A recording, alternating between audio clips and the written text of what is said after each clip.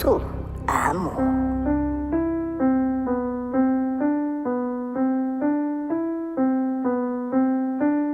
O te leiloa o le taimi lene Sa e mana o ai e te nofo mai a te au A o te le I mautu Na o wha tali tali lava mo se tali A o le nei ua e ngau I o lo u fatu Ina ua o mautonu So o se mea o te alu ai wana o oi Whainga tana o alu ai tu ua oi E lea ma whai lava, lea ma whai lava E pile oi a te au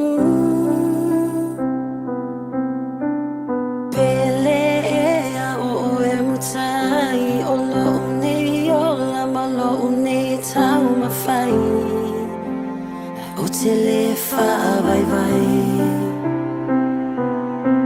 O a lava wha o so ngā pele le ai Lava ma se wha loe O e lava moa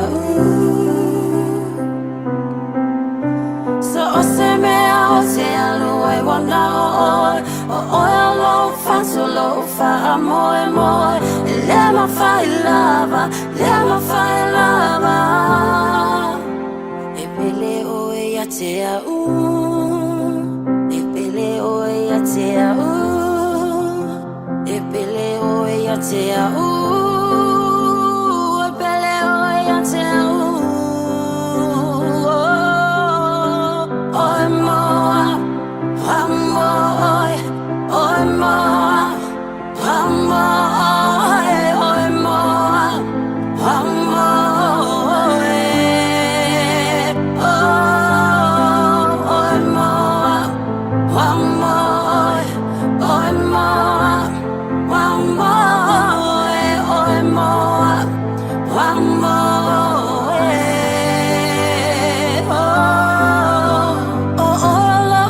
Solo fa amore moi So o se mea o te alu ai wana o oi E le ma fai lava Le ma fai lava E pele oi a te au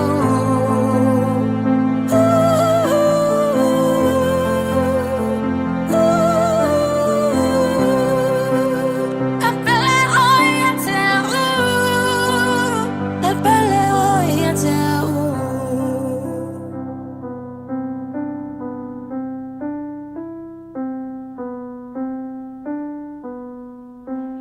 Talo for lover.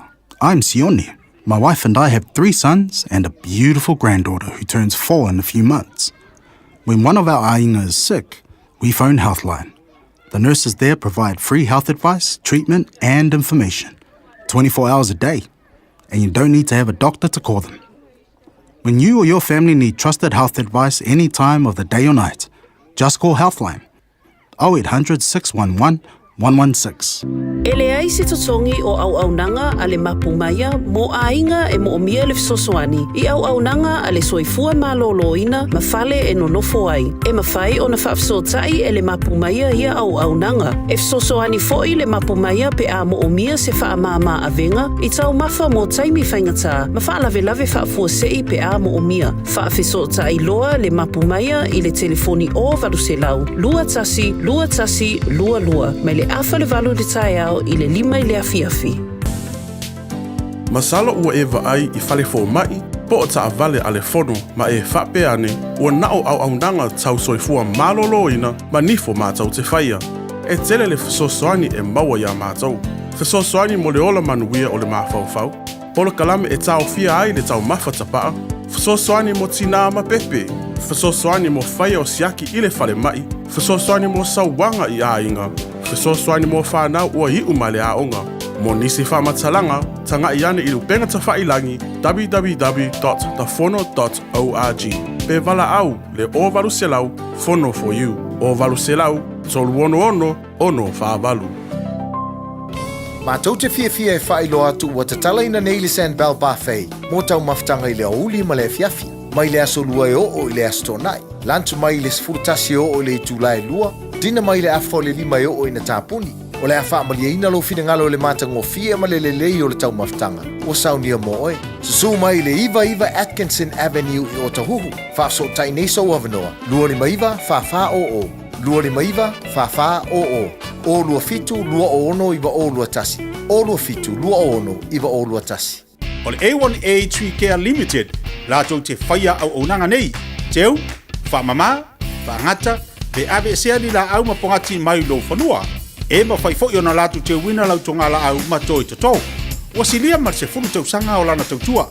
Wala au lua le A1A Tree Care Limited, le olua tasi o lua o tolu ono o. Olua tasi o lua o tolu ono o. Lafo sau 5 selau tala pe sile antu i Samoa i le vau au kusama o ki topa i so se lala o le Lotus Foreign Exchange. Ma maua i sau ato whaifatau e tu sia i le MoneyGram. Tu usau whamatalanga e winga i lama tau au aunanga e maua i sau pulau. A whai o lau taimi mo mole nei lama tau au aunanga e maua fualau mi tiafu MoneyGram. E ia inga whapitoa. Malo soifua, o le sia fufonga Samoa, Radio Samoa, tasilima iwa tolu a mo. Se kia Radio Samoa.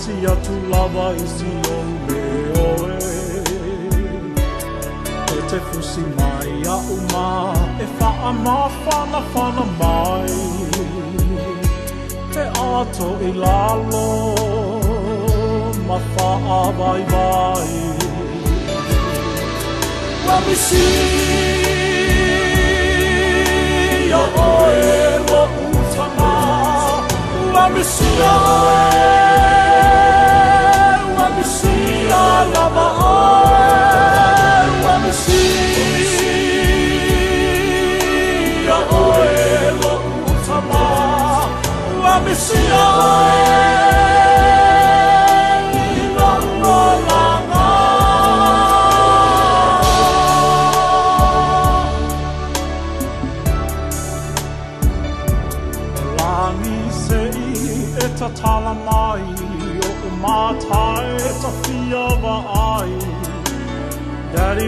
Pele se I e toe talo tasi mai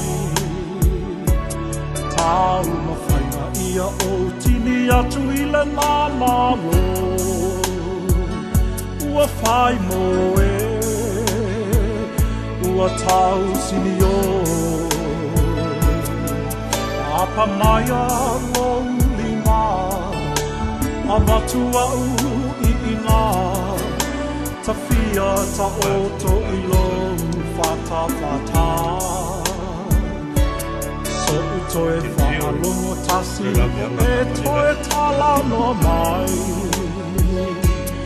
Atali ie Whaamalo si mai Let me see Your oe lo utama Let me see your oe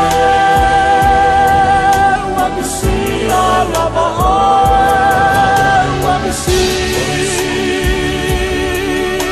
your oe lo utama Let me see your oe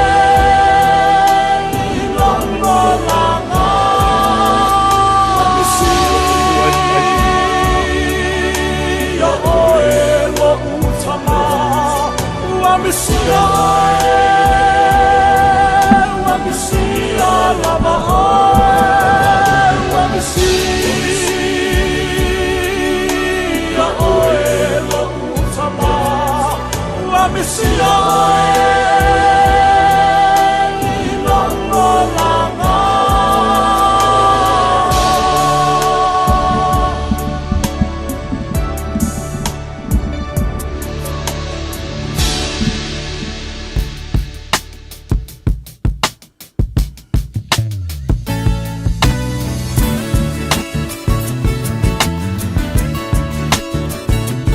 Ai lelei.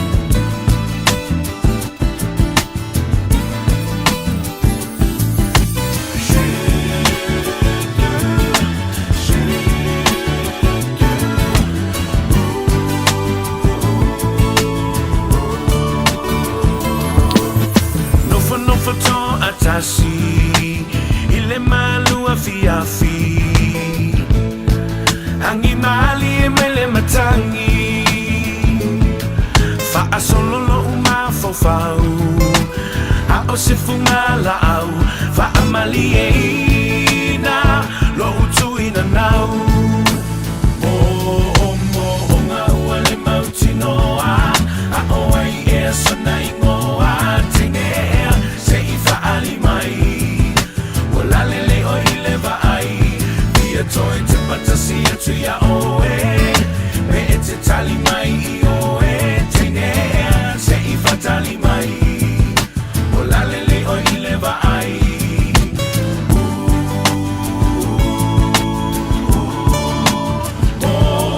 Mo na ua le mauti noa A o ai e sana ingoa Teinea sei fatali mai O la lele o I le vai Dia toe te patasi atu ya oe Me te tali mai I oe Teinea Fatali mai, ola lele o I le vai.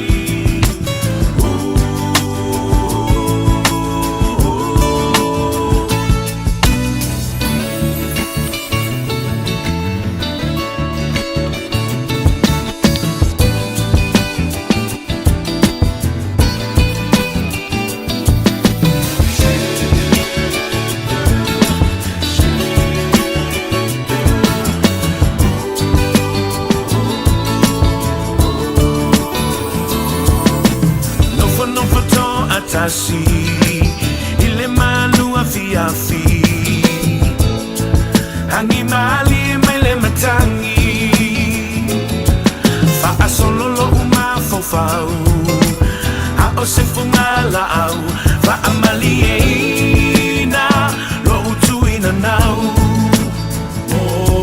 Mo nga ua le mauti noa A o ai e sana ingoa Teinea se I fa'ali mai Wala lele o I le vai Via toe te patasi atu ya oe Me e te tali mai I oe Teinea se I fatali mai Olalele o ileva ai.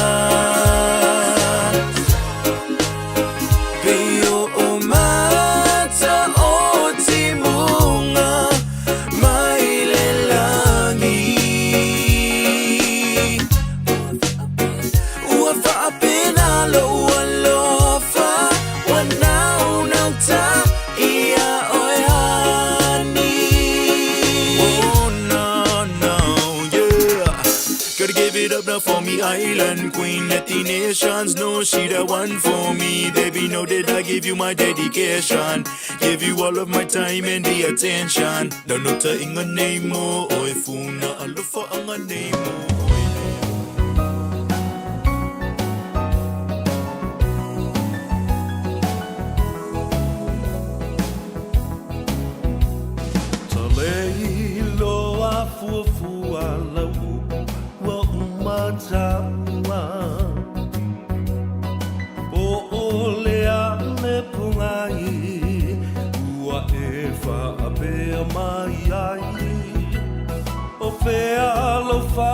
Maoni ole alofa e tau I le oti ta alofa I o manatu ole owa e tu I alo ufatu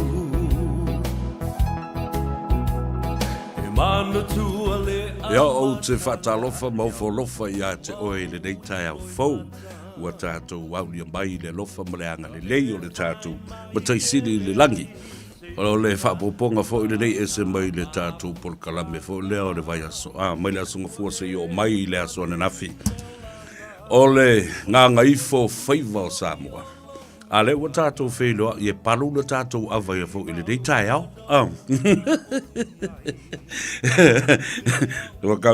Wa kau le la va, ia la auli Isaac Paunga. I le palunga le awa le tai au, nei ai, le mea siri whaaftai le atua. Olo mōwhono na malosi, wa ngā i mai ai na i amwhai o na whaatasi mai fo le tātou por kalame. Ia, ma, sangi fia hai le atunu, patia, le anga le lei o le tātou tapa au sili le langi. Ua whai o mea sili mo oe mau. Ia o mawhai o na tātou toi wheloa i luma le nuu e le o tua o le nuu. Ia, wheloa i fo i o pu o manu e le o pu e o mala. E uila vai na whaalongo ina fo i le tau whaitangi a we, ia ma le aitangi a le atunu. Le leo i rama o le wala upa ia le atua. Ua ufiti ai fo i nisi o hainga o nuu mafio anga e kalesia ma whaalapu putonga. Ai tātou te whaafitai ai pēr, le anga le leo le atua o tua nisi, wala au fo i nisi o le finangalo whaito o tasi le nao le atua, o le ti ai velo le maninoa, o le mua e le fuatia, o le tau e velo i le vate tea. E le aiseisi na te apo ia ma seua, le fina ngalo whaito o tasi o le atua, o le maa fo i e tongi whaato tō i le moana, o le tā lava e le apo ia. A watu ai ia wha misenga, ia ma wha mawhanwhananga foi, pei foi o na tū le ala ma le tūlanga o wha sauninga wha manatu, ia o nisi foi, ia o lo ualo i o la tū sauninga ma toi sauninga, o le nei aso ma wha mawhai atu iai, ia ainga, i le uso ia wili wha ofo, ia, ta pena fo i ona wha mawhanwhana ele, whare tua ia nu ulua, ia male ainga male whanau whano noa. Ia, ai le tu uai, ioi, le tūlanga o le wha poi didia. Ia, i le vai ula na tofu sia e le sunga la uli ale maari atoa, ai sengia ai le mauli o toto ngata. Malona uso, o ngau whale ai. Le whanau ale toi ina o tui Samoa. Ia, e whatuloa i pa ia i Sama whai ngā. O papa le ngai o pa le solo ma le fala le see. A wā Samoa, iona tūlanga, mau pue. Ia, o le tāwhatolu o le tātou vāna nofo. A wāpa ia mamalu whaa le malo. Ia pei foi o na whaafonga mai o sui le nao le malo. Ia le fionga le konsula wao le tātou malo tuto tasi o Samoa malona au waa i mangele. Ia whapea foi le whaletua ma le nofo alo. Ia e teinane le whaafonga mai le whaasina. Le hai komisi o le tātou malo i le laumua i Wellingtone. Le fionga le tole a foa, afa masanga, wha matala. Ia, malona fo i au waa. E le wha boi o le a tātou whelua iai le aso atai au. I se malamba o mua e le memorial service le na. Ia mo le uso ia le aunga. Ia wha pia fo i ta valo to ala kilometre. Ia, na i uso na malanga mai i le RSE scheme. Ma le wenga wha vai teimi. Ia e na whano soifua. I se wha le lave e tau ta vale le nava yasu o tōna yantu. Mori atu ai foi mo onga le lei ma wha mai senga. Ma wha ma whananga. Ia, o pa ia ma mambalu wha le atunu. Ia e matua le tuu ia te utou le au whainga ruenga tutofi le atua. I whata whaitau langa e fia. Ia au ki lani nei. Ia maso se tafo le lano langi o lo mwhaiu na maua mai ai. Le tātou por kalame lea. Ia, ta lolo lapa ia i sā ma whainga.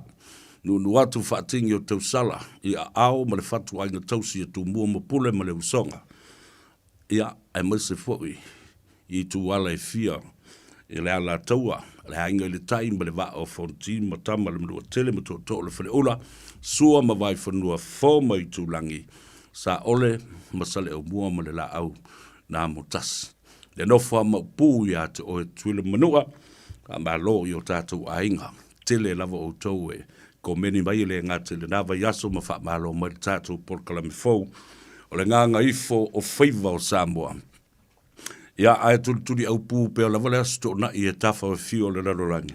I le por kalame le nei. Lei a taua sa vea se yuri a pestata ma le langi le urua i ali i le nei so alo. Ia ma le sunga i le lauli Isaac Paunga, ia o lo mato lua, mori atu le tautua, ia masua suatu, le ava, ia te tangwa o ina whaatulanga mai ai, whapeo la ua taute la wip, ia momoli ava nei tai au, ava mua le tua, ia isa o se mea, ia wa lonanga le leima lona alofa whasoa, ia te oe maa umatato uma malele ia au ki kifa solo ia ana po ia le fo mai e fa longo ma faita tala mai po fo ngi me la fa ma mafa ia le sa mala ale atu so ve ne ya so fa talo fa pitola velo ainga le tai fa fitai fa mlianga ia ma mo onga le leiolo au ina mai le ataimi ma le ataimi me se foi lo ainga le va au fonti io Samoa atoa io tu mua mapul ia fa pena sa va i ma upolo io lo fa ngolongo mai fu io tatu ainga tuile manua a malo le ono sai fa malo fu talo fa bito lo fo ina io o pa angai tamba matina matu o le tunu o tu asina sina ia alo le soi fu man via fa aftai talo o lo afe mai ai mo fa manuia mai le nei por Kalambe ya ma le nei fo ia unanga ma le au whainga luenga to le Radio Samoa ya le ngata ilea ya o lo afe ande ai mo fa manuia fo i ina isi tama fa nabu le tunu mana ia la to fo ia tinae ya ma o unanga fa penei tulo ai fa malola nga lului fa aftai fo i talo Rau whenga luang tutofi le tua i whata whaita ulanga i fia, whawhitai i lau tau talo foi, o lo o mawhai o na matui ai whaiva o tamba whanau. I lea lau anga ngai fo whaiva uisi. A o lea whato anga e ane whaiva. Ia whaiva uisi i le nei tai au. O le nganga whawhitai i lea tua. O lea so fitu. O le masina le nei o se tema. Ia, ua whapopo mai fo i lea tua. Nei tau sanga i le ola whaatau waa. Ai le whaatau waa ai le nganga whaafitai. Tele o nei tau sanga sa fua i mai e le tua. Whaafitai ni mātua le leia sa whanaua. Ia. Io e mā o onga le leia sa whawhanga matapu e ai le ola au auna ma le ola tau tua. Whaafitai i le awala sa whai o na whaatonu wholau mai e le ainga. E le mea ta o le polonga. Le mou o mata. O le masani i le tautua i le whaisua vai, o le whaisaka, o le so ai. Ma mua e ai. Ai le tau ai. A wafo i langa o le tangata e kuka.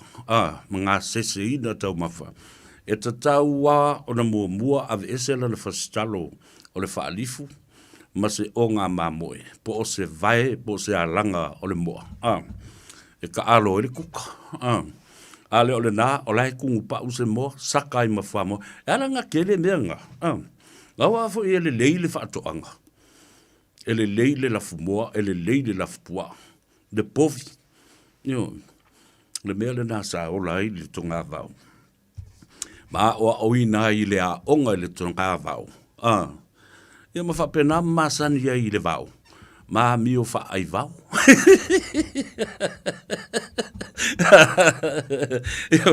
O masangi a mi o mure pua ai vau. E te ai talo fo le lo to anga le si inga. E te lo le lei o le a pu e lima o se taimi. Ma pa ile pulu tasi se taimi. Ale o le nao le sfulu por sfulu ono. Ma sani le wha o ngā ino nambeo.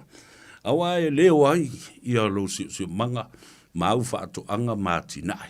Ia. Ia le lei whaaftei le tua, nei tau sanga e tele ua fua i mai. Ia, ma whaamna tuina e fua, le nei aso ma whaamawina le nganga, whaamaulalo e lumo le tua, whaaftei ana tāleni, whaaftei ilana whaasoa, o mwhai ai, o na whaasoa fo i le atunu. O lato umala o whamna tuina o lato waso soifua. I le aso le nei o le aso fitu. O le numera laki lea ma le numera sili o na tā ua i le sila ma le va aia le tua. Numera fitu. Io. tusa ua atoa i ai mea. O le atoanga lea o mea uma. O le fofoanga lea tua. Na malo lo le lei ai la ia leo le li. Ina ua atoa mea uma sa ia whaia. Ile lalo langi le nei. Nau malona whauda tangata. Malo lolo ma le tua.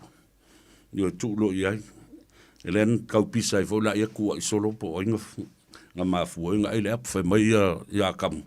Le tua, o lea. Le kamai ka i lea. Le na, ai whai mai kala ewa. Wha mole le o au. O le ri i lea. Nga whai mai o kia alue kau. Nga walu e kau. Ia ai au ke le fia ai. Le amatanga, ma le fōwhanga, o le ulu wai, tula whono o le usus tai. Na whawai i le mea lea. I whewo, o Mount Eden leo wha i le mea lea.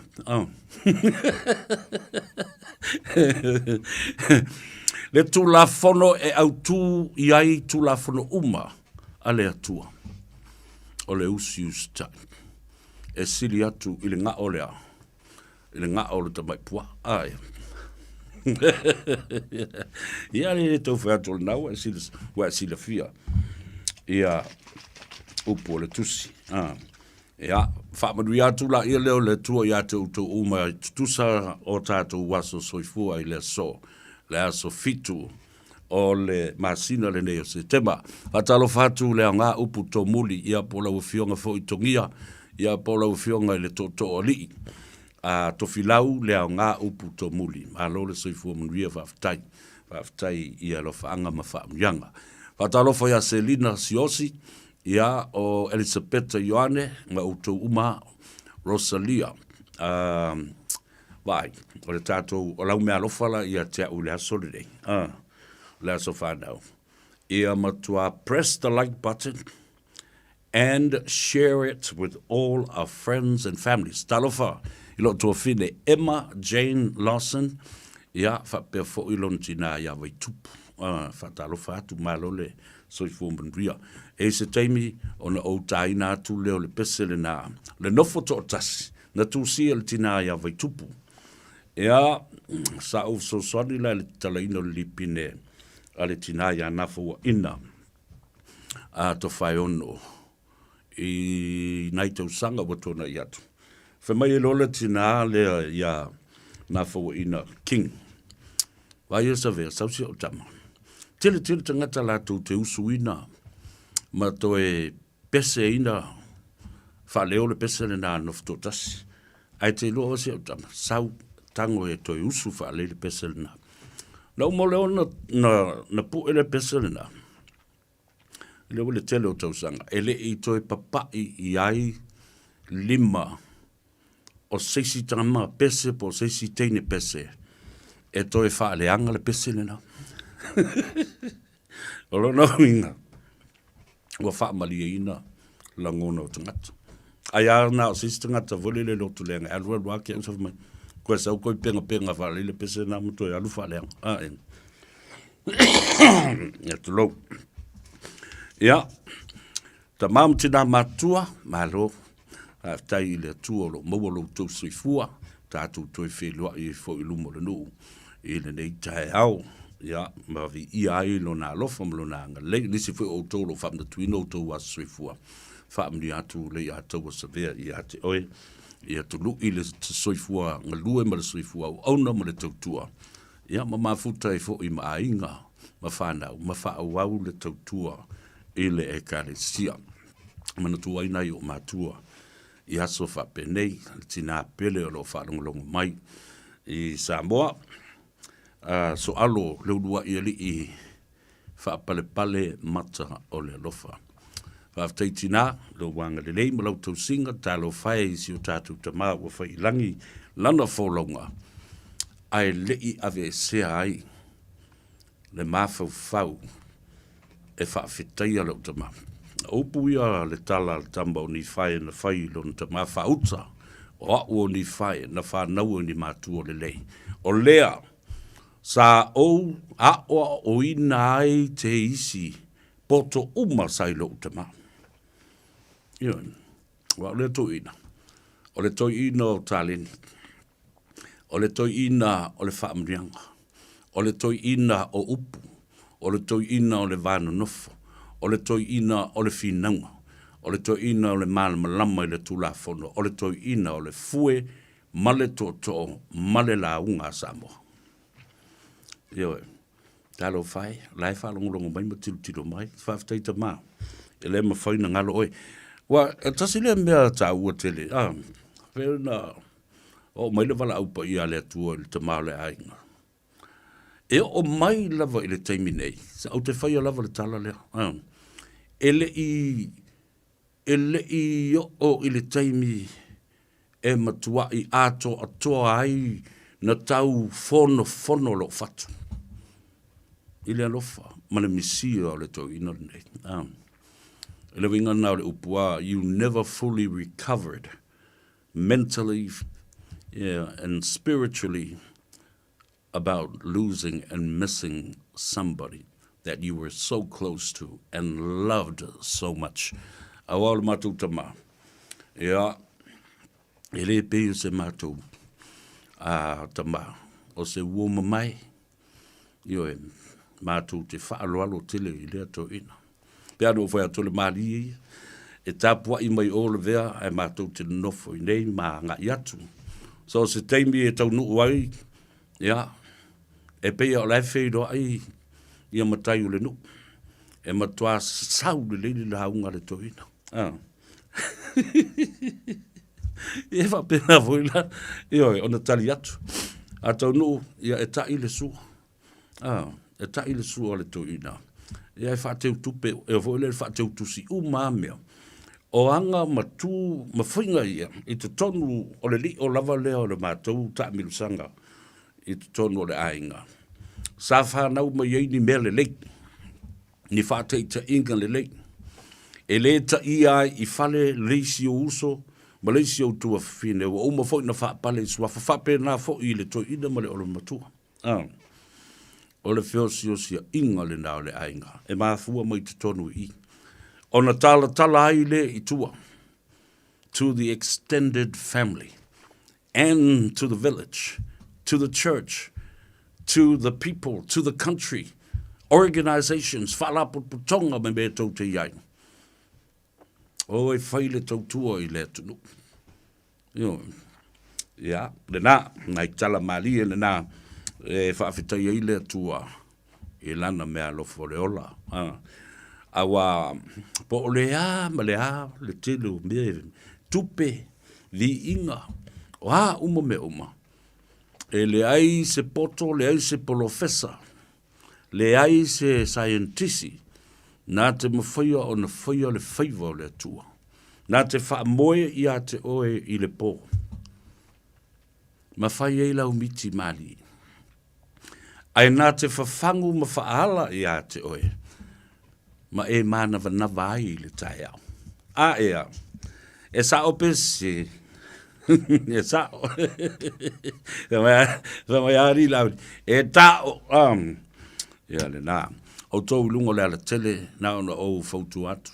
Whai mali o lo sa, o lo iei whala lave tau ta vale le nā, o lo lunga le state, le awala le alwatu i nei, o so atu le tua ngai, i le tu langi i sifo, whai mali o lo sa, ia mauti no lo saunga le mu, ia whapena fōi le saunga le mu o isi tangata. Drive to the conditions, le whapea.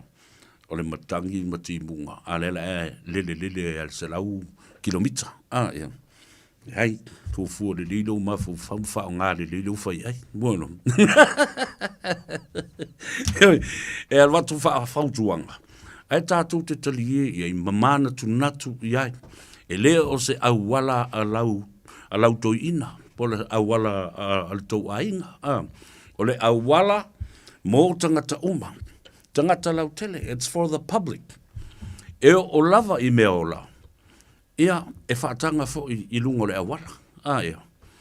Ioi, a e solia se pako, e kaunga loka oi. Ioi. E kaunga maolia oi.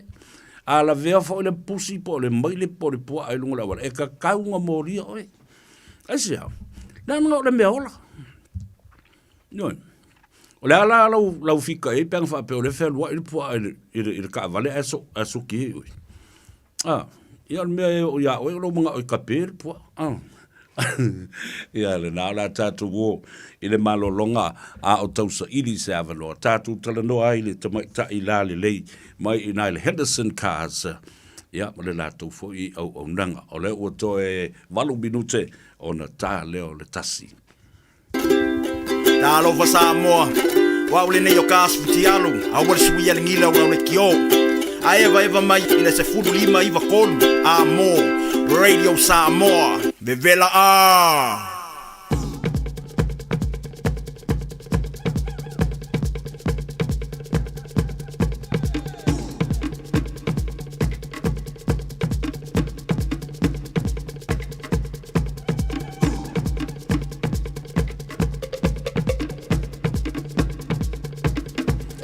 ia tue whatalo whātua le ua mafuta mai ia le tua whine ia ati lungo le tātou leina ia wa fos tātou ripoti mo le dei fo ia wa uli o le aso tonai mai le au nanga ma le tautua le tātou whaleta vale le nā le Henderson cars wa lo foi ia I le whaafonga le tonu ati tālo whalava malo le soifu munuia le neitai au ia whaafitai foi I le avanoa whai ona tātou e whenua iai malo le langi mba ia tala fasavea malo se fomalangi mali nei itula o le aso ia o mai tawa fionga I o le fo e manuia mea umai I matou pito talo fai malo tau te whai le tala fo I le ai whai e to ina ma o le matua o le wae tasi whaafitai le atua ala whai fo I le neitai au ia ngona le malos ia mamua le avanoa e o mai e whaine whaauau le tautua e peo na masani ia ala foatu I le nai tu e se tali poti le so le a se vainga I whafoatu o lo ofisa ia I ta inai ta mafo imatina matua o lo anga ia tutou te wheiloi ia whataila vasavea mo le avanoa I o le temi nei ia e whaila vasi si pisi o le nei tai au I o le whatoa o atu nei o tatoa inga fo e malanga mai lalo I Wellington sa malanga mai fo I nei tai au e mai piki ala to ta avali I o nei isi o tatu tangata sa le mawhai o na maua mai ni avanoa I le aso vai aso o na e whainga luenga ia le whatoa maua mai I avanoa nei e o mai e piki ala to ta avali ia o le pisi masani lava o le Henderson cars e pisi lava ia so uma ia e pei o le weekend lava e pei o le asona le ava noa uma I le toa tele o le malo le tunu ia le alai e whaatumulia le mato ofisa le teimi nei o nei isi fo o tato a inga o le e anga e me whailato sign up po le lato saingi kong karate o lato kaavali. Ia ma ave lo lato taavali a le o nei po tai au. Ia o le pisi maasani lava na isi tangata o le fatoa au mai tonu ia lato apalai. Ia le alau ngalulua e le officer teminei. Ia ele umi lava le apalai pena le 5 minute lava e fai le apalai ia e maua tuali tali ele I umali nei as. Au se li pote atuina mo I le Henderson cars. Sabe le nini so. La le taimi e tapuni ai o tau I le so. Ia o nei la sona e sapuni la mātou le 5. Au asol vai aso e sapuni le 1. Ia o nei la sona e sapuni le 5. A o tai au le aso sa e sapuni le 4. Ia le leit malo whaftai. A mai tā telefoni ma le tā tuatus. Ia o le tuatus I o le Henderson cars o le tasi wafa I Kevin Drive Papa Toi Toi. Ia ma numera oval se lau tolu tasi. Ma le fitu tasi, bala au mai mo asi po Melissa. Ia, whaatase ma le Henderson Cars Facebook page. Ia, o le to'atele na le malolo tulu le au mai ala tau apalai le through mai le messenger. Okay. Whaonga ia. Ia, malo, whawteitiri lawa ia te o le tuawhine mo le tā li poti. E oina pōpō ia ai o le nau a toa le lei ia tōtonga e mwhai ei o na whamanatu i o tātou tangata. Le tāua tele o le au nangaro to whaia ati ia manuia tele whaiva o tutoe o le rei aso.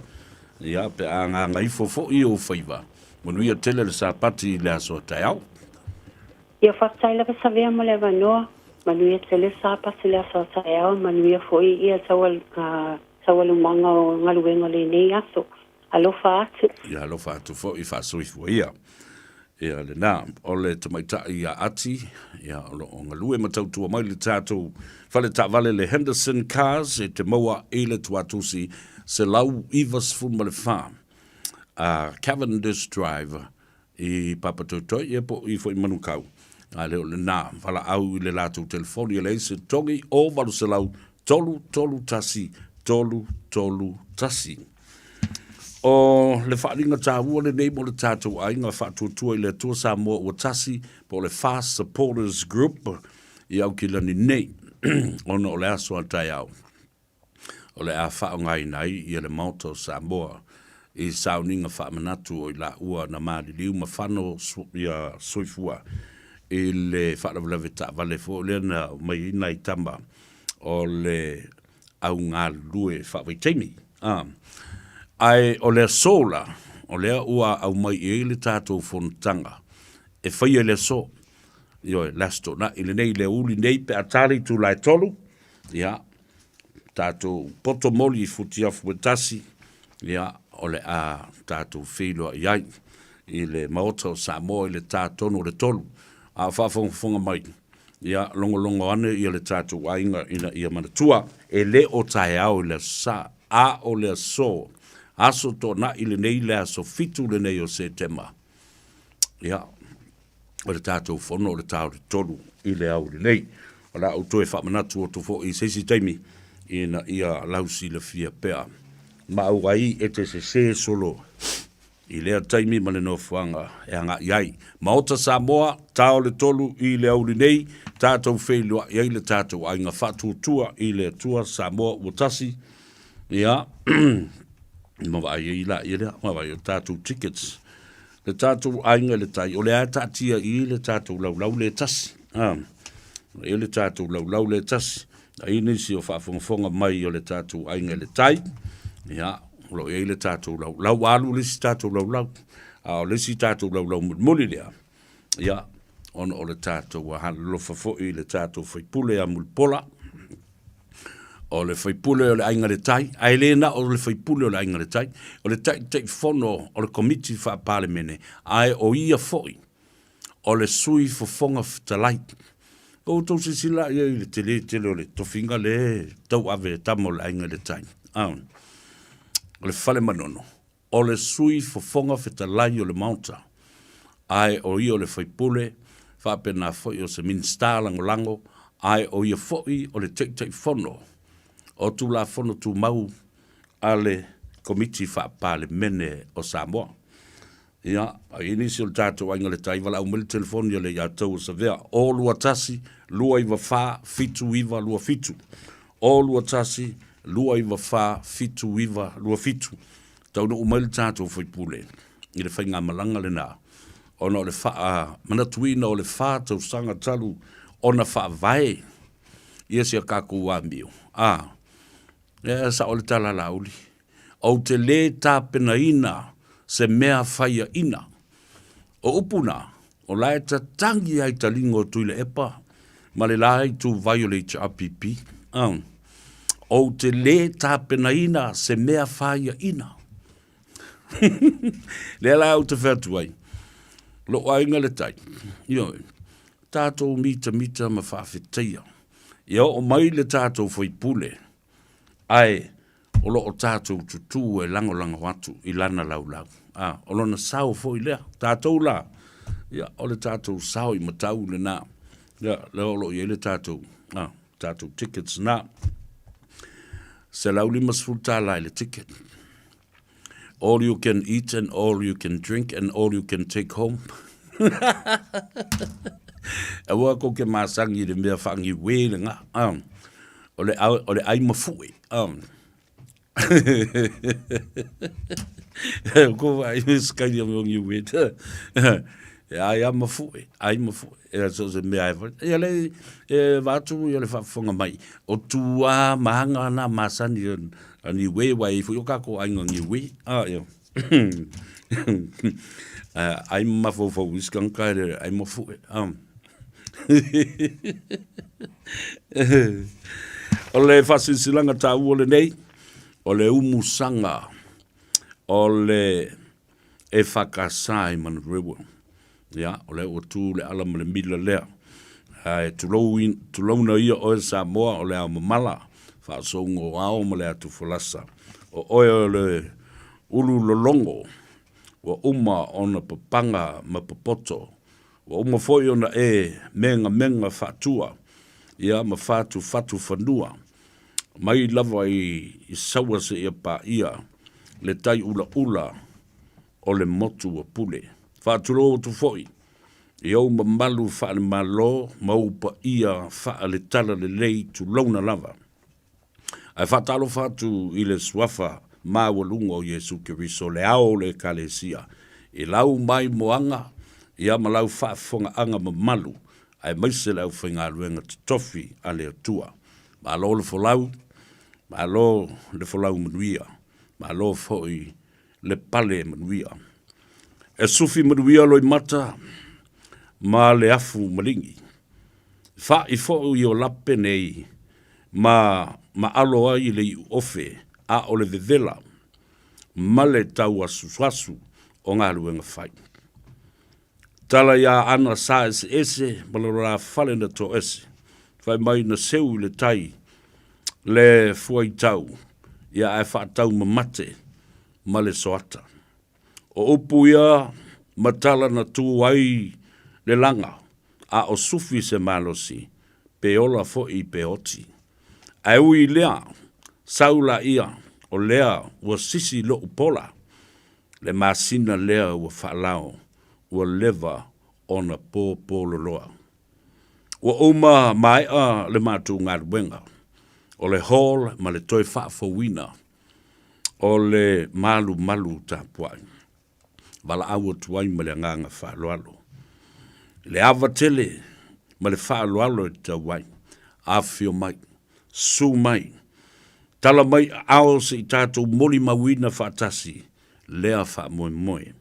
E ala i le umu saina, ma le whaulu whaleina, ma ta tala alo i ai le ngā luenga, i le aso whareile, aso sifuru ma le valu o ke topa, lua afe lua sifuru ma le wha. O le nofuanga e whai ai, lima sifuru ma le tasi, Jellicoe Road i Manurua, o ngā utatua i o le tātou leiti o nei. Aso whareile, aso sifuru ma le valu o ke topa, lua afe lua sifuru ma le wha. O le nofuanga e whai ai, lima sifuru ma le tasi, Jellicoe Road i Manurua. Pokalame le nei o le aso. A fonga le mai, wa o tonu e to tele a inga uo me masani, no umafio anga, ia e to tele fo ima tā fale, o lea fo i au lotu le whakasā i Manrewa. O le tātou porkalame o le tau le tūlai iwa i le tai au, o le tātou sauninga lotu le nā. Afa le tūlai se fulu, ta tala alo ia le tātou hall mō le mai moanga, ale mamalu o le au fia.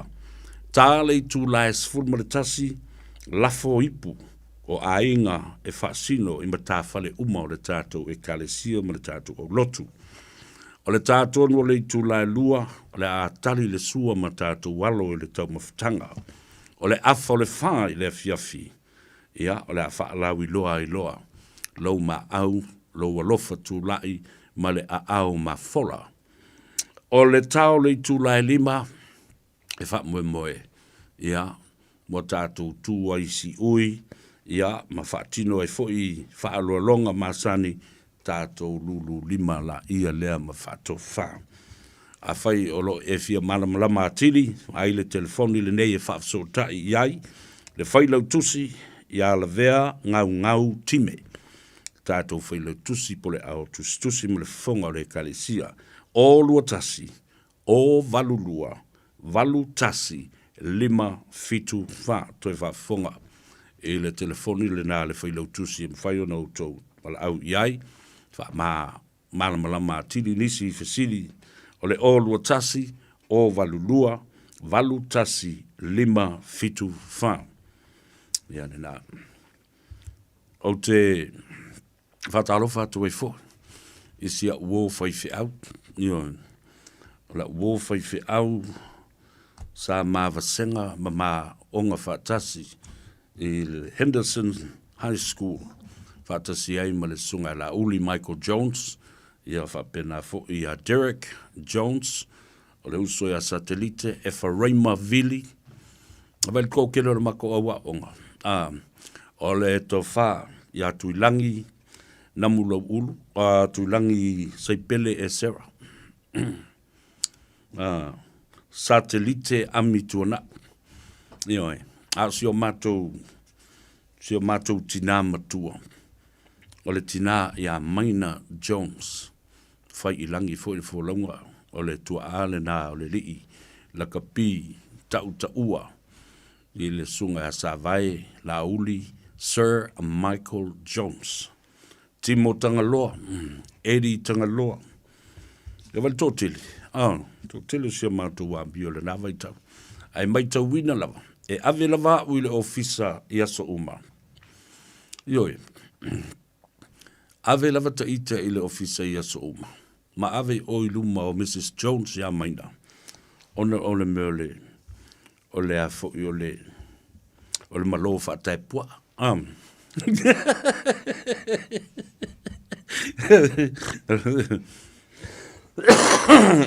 Ole meole ula vali. E kai fusu e fa mai le tala fai si utina Mrs. Jones ya Maina fa mai anti Maina. Anu sa fo le neta mai titi mota ai. E sa wala ongo e fusu mai ai le tai au. E ta wala via la mai fusu. Ia le winga le na la tala. Al mel malo fa tai pua. Ia wa matutua i fofo. Ia ma fa pe na la taimi mali e na tala vo fo yo le olanga. I le scholarship mai fa mlianga. Ma ava no le tunu ma le malo. Ia na e se taimi o toi toi natu le fa silanga le na le musaina o le le wenga ale e kalesia e whakasa e manrewa. A talofa toi lau sunga le whawhingai ngam salo aiwa toi ina le. O whae se tofi toi ina. Talia ta pale au. Tasi le nei a inga. Mantua o i la tau nei sa whaia lau whaipese i tu hamua i le tele o tau sanga. Ia manai o la tau uncles masi o la tau tinama. Ma le pese fo lea. O siona mōli ma le vaa. Na ola ai le tui ma le funga. Ma mea uma sai le ngata i fale. Le tina o le sunga le whaifi au. Alofa atu i lau sunga le toina, pe a whai o toina. Reverend Talia te pale au. E le mawhai o na whaangaloina lau sunga. Ia ma le e karesia. Walo lātou wha moe i le ngā ruenga. Le ala ma le mila le nā, ka malo le kalesia ngā lurue. A malo i matawhale uma o le kalesia, au tau uma, sa au tau pūnoa i le whaatinoina o le ngā luenga.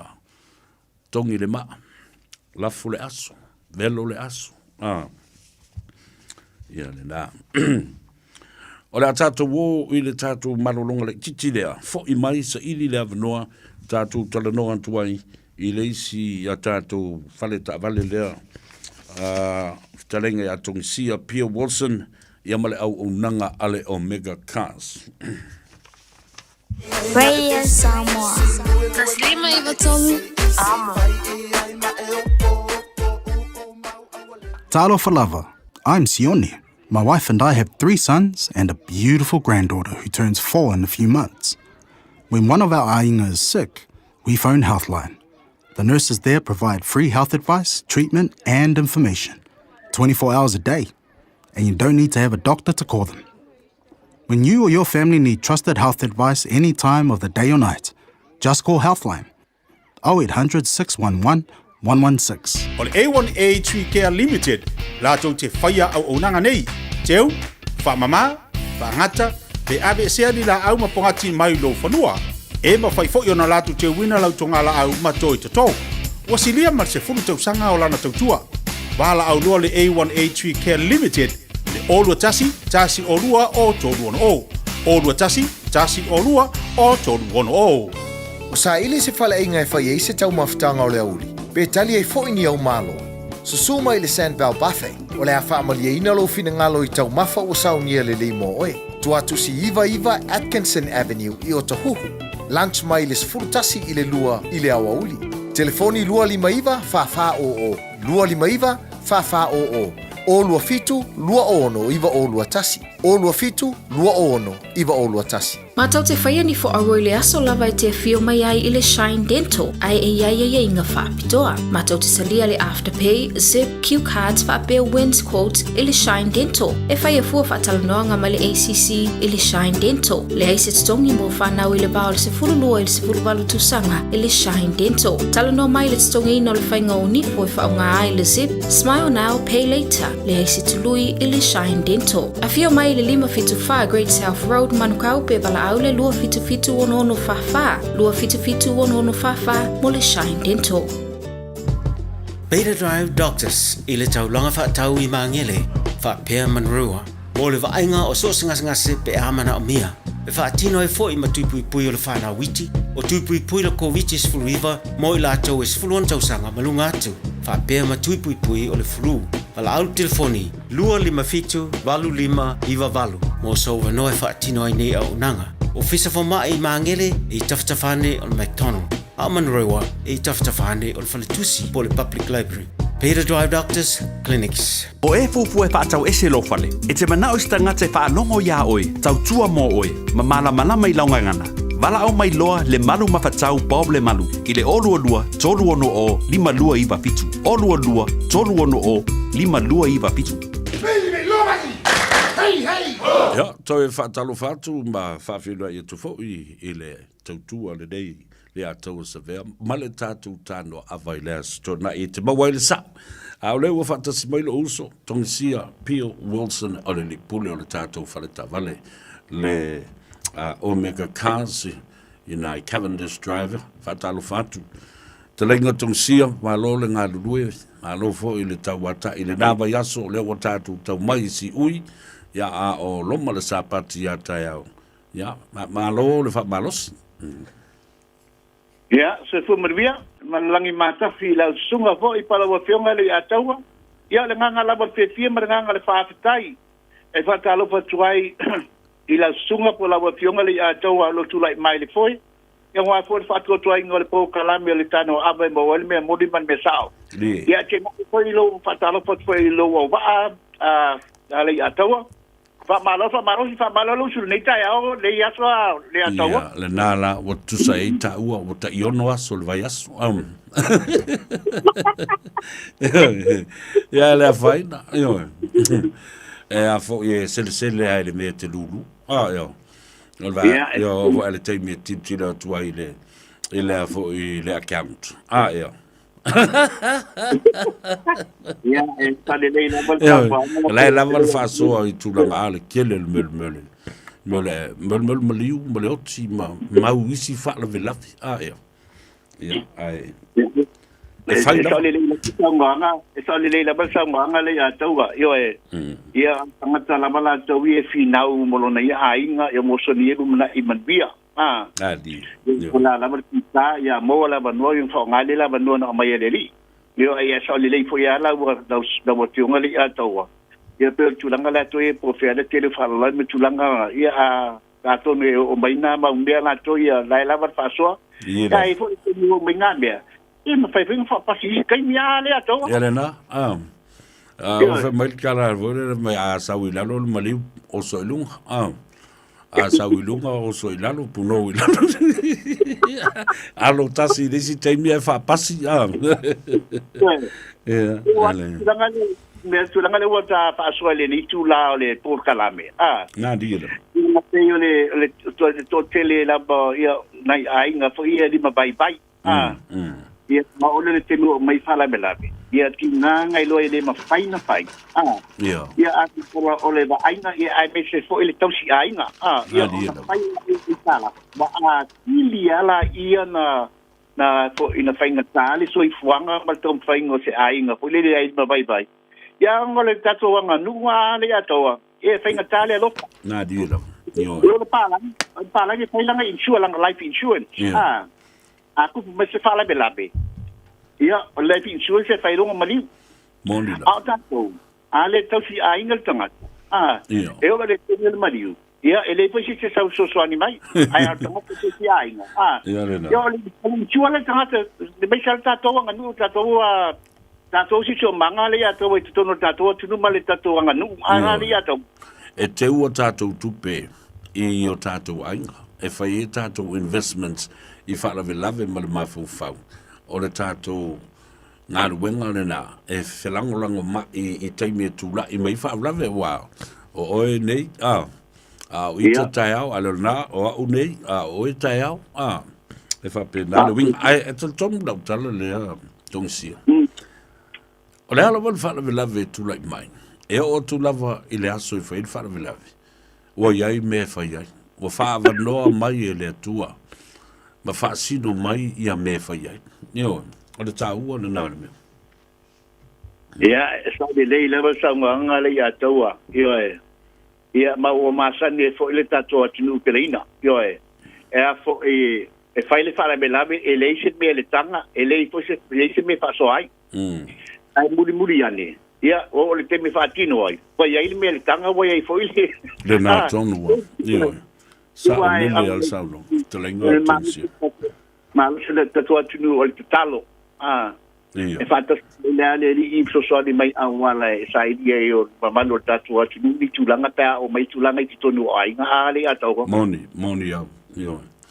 Ia le nā talo ma le whātua ma le ngā ioi, ngā lue, awa e le whape sau, le mea e te alu e sue, e te ngā ioi, ma ngā lue, ina ia whape nā o na tau lau o le whape moe, ma mau ma le mea e tau na whaatino ai, le mea leo le awhai. Ia, so le lava, si sa nganga le ato, o le mea e tūm sabat, atu i tu i le whai tutoa o na tala mai la ia, ale tidi ele mo le sosoani, ale sa ili fo, ele mo mai se tali. Mondia. E peia o le insure a Samoa la tovia. Ma tu to fiainga. Ia e fai la malona maliu po tu longa lava fa ponga Samoa ia si le fiel tatu tapa au le lang. Ia e fai el maliu la tovia lo naso. Ale ko i tama ko i alor fai. Ia ka ilo ia di le ato. La te lo mara u fe alor fai. Ma le au le fai sao le aso fo le o le fa la velave. Tangata tonu ai te vai atu e matai. Ai tamo mo e solo e si ipusa apa ma amo mai pofi.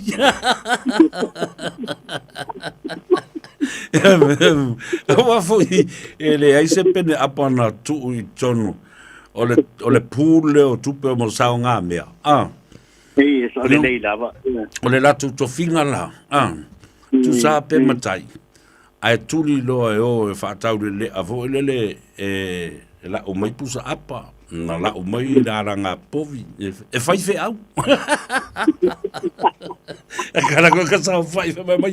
Are ke leo le suafo le ari a se vai le ile lo o me le pa ku la ka ngau le monga me le pofi eta ele su eta ele su ma fa mo se le mari yo me vai fengo fia na utoma awa ono se matai ta awa na fai na saonga ele mi ngoi e ngofo fa sa o le e ngofo no fo va tu e fo Ya, wale lei. Wale ata se e le ta fale ta vale. Ya, ma le tūlanga fo i olo iai i ala o nanga ma le tūtua le aso wangala e akangi. Wa e soi, wa e lo le leia winga i o mea tatu a inga.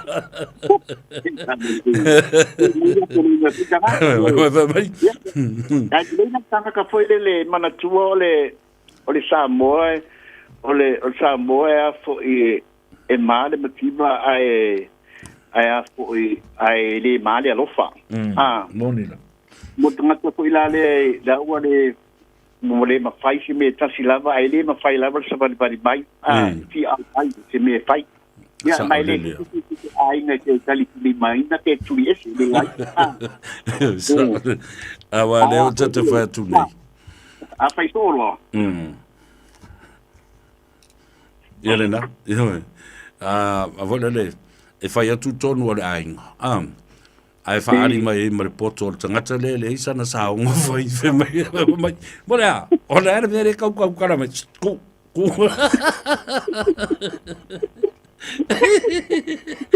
eu foi mai this going eu foi mai ko this going mai la me ke ma va mai ai au mai sa me ko ngoli o le sa nga me le foi ya ku la fai ai no fai so ye oi ya fo ye e ka mo e makamala e ka isua mo e la o mai puta pona e no caro fara i o que le o makai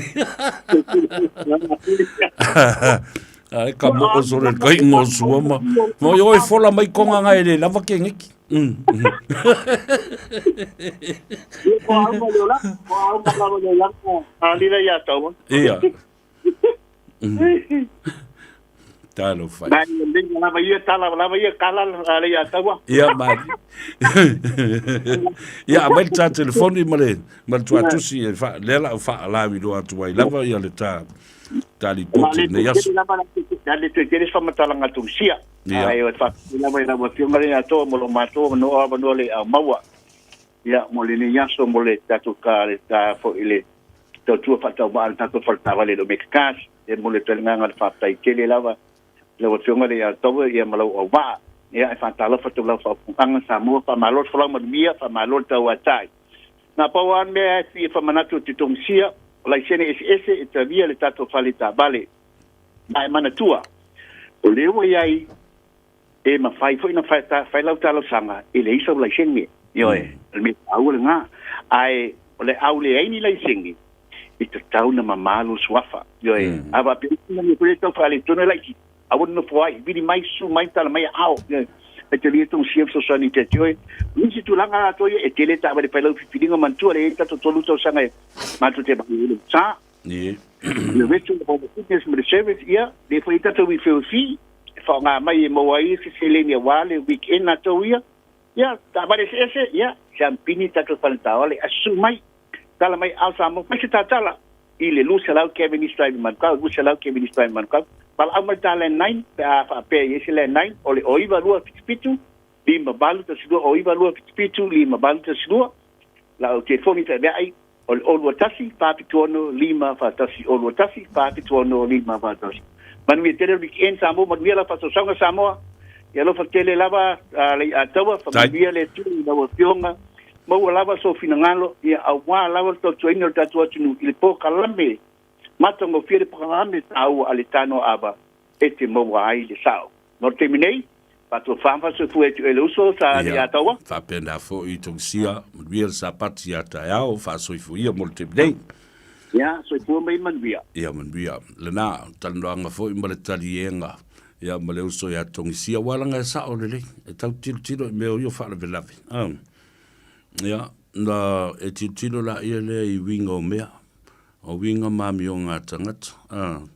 Ia, wafo ina whai whalawelawe mea o la iti. Sao whawhai i le whaingo tonu o lea whalawelawe, ma lea whalawelawe. E talia ina fwoi le leo a wafo i e whai saonga. E amana ia.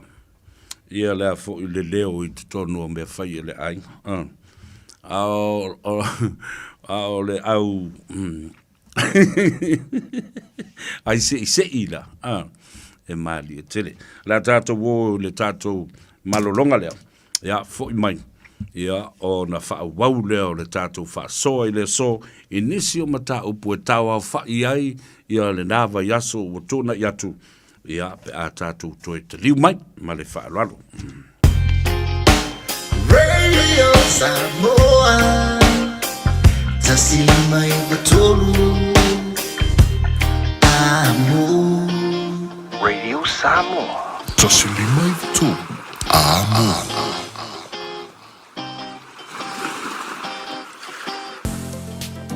Masala ua e vaai i fale fo mai, po o ta vale ale fono ma e whape ane, ua nao au nanga tau soifua malolo ina, ma nifo mātau te whaia. E tele le fesosoani e maua ia mātou. Fesosoani mo le ola manuia o le mawhauwhau. Polo kalame e tau fia ai le tau mawhatapaa. Fesosoani mo tina ma pepe. Fesosoani mo whaia o siaki i le whale mai. Fesosoani mo sauwanga i a inga. Fesosoani mo whanau ua hiu ma le a onga. Mo nisi whamatalanga, tanga i ane i lupenga ta whailangi www.thefono.org.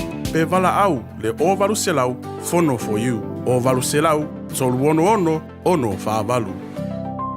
O le A1A Care Limited, lātou te whaia au onanga nei. Teu, whamama, whangata, pe ave sea ni la au mapongati mai lo whanua. E ma whaifo i ona lātou te wina lau tonga la au matoi tatou. Wasilia mar se fulu tausanga o lana tautua. Wala au lua le A1A Care Limited, le olua tasi olua o tolu ono o. Olua tasi olua o tolu ono o. O le Our Travel, o lau company e saunia umau tāpilanga mo so se malanga. O le au nanga e tutongi ei pasese faletali malo va ameli cruise mo Samoa ma le Pasifika. Matauti o le taungofi o pasese o lo o iai le taiminei. A e le talitonu susu mai i le tuatusi tasi valulima Great South Road i Manurua. Pe vili mai le telefoni tolu iwa lua o fa o. Tolu iwa lua o fa o. E mauti doa nisi wha mrianga wha pitoa, pe a e wha iloa o le Radio Samoa na moa le nei wha salalaunga, le Our-Travel, le tali mo au ta penanga mo laumalanga. Ua te tala le lala fau o le Deals Direct i le aso tofi aso lua se fulu iwa o kuso i le tuatusi limas fulu Love Grove Crescent i o Tara. E te mawai o loa mo lauma o ta pei o mea fale, umukuka, ka peta, mea whaingaluenga, maisi tele o loa. Vala au loa le Deals Direct i le lua tasi wha iwa fitu o. Lua tasi wha iwa fitu o. Ta tala fitu aso mai le iwa li taiao i le fitu la fiafi i le limas fulu Love Grove Crescent i o Tara. Mga umia se ma fa mga kosyo kingalay sa mo. Sisi le Lifestone Headstone Life file lako fa piko mo ma e lalo mai le lima afrekau. E ma fai fo inga la foi sa mo. Vili leong se lau kasi valo lima iva po le website o le lifestone.co.nz. Fa iloi le Lifestone Headstone o le Radio Samoa na e mawai le nei fa asalaunga o na lafo lea o le maa fa amanatui Samoa e au noa ma se tongi. Lifestone Headstone le au nanga ale Pasifika.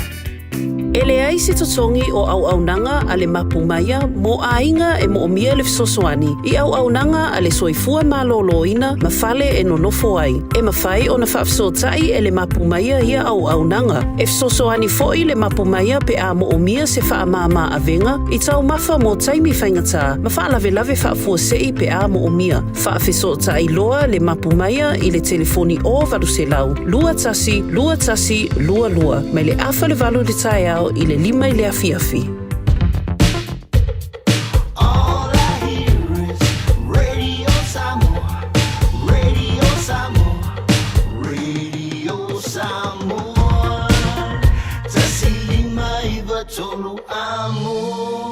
Radio Samoa, kasi lima i vakolu amo.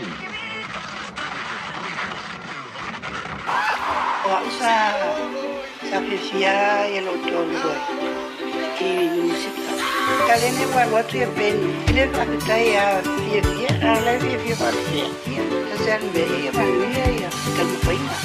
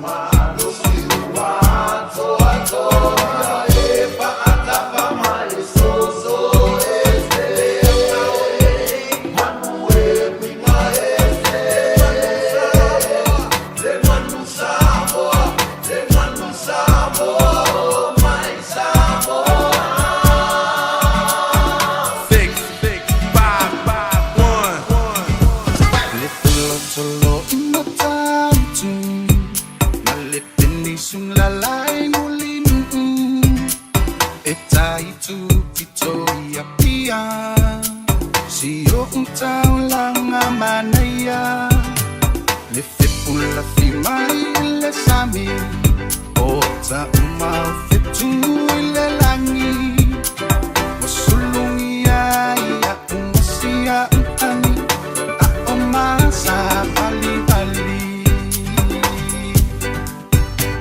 le masina se i susulu ia Samoa lo umatundu se i fai ma fia dia la fia la tinge matama olo si vai ma te pese ta la to ulele na o mai ma de la lo oleni na o a umasia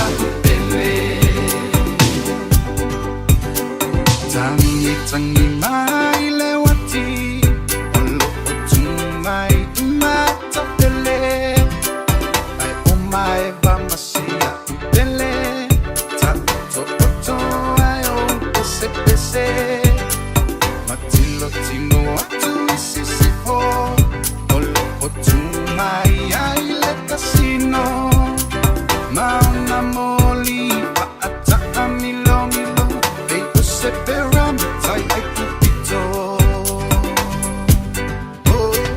le masina se i susulu ia Samoa lo umatundu se i fai ma fia dia la tinge matama olo si vai ma te pese ta la to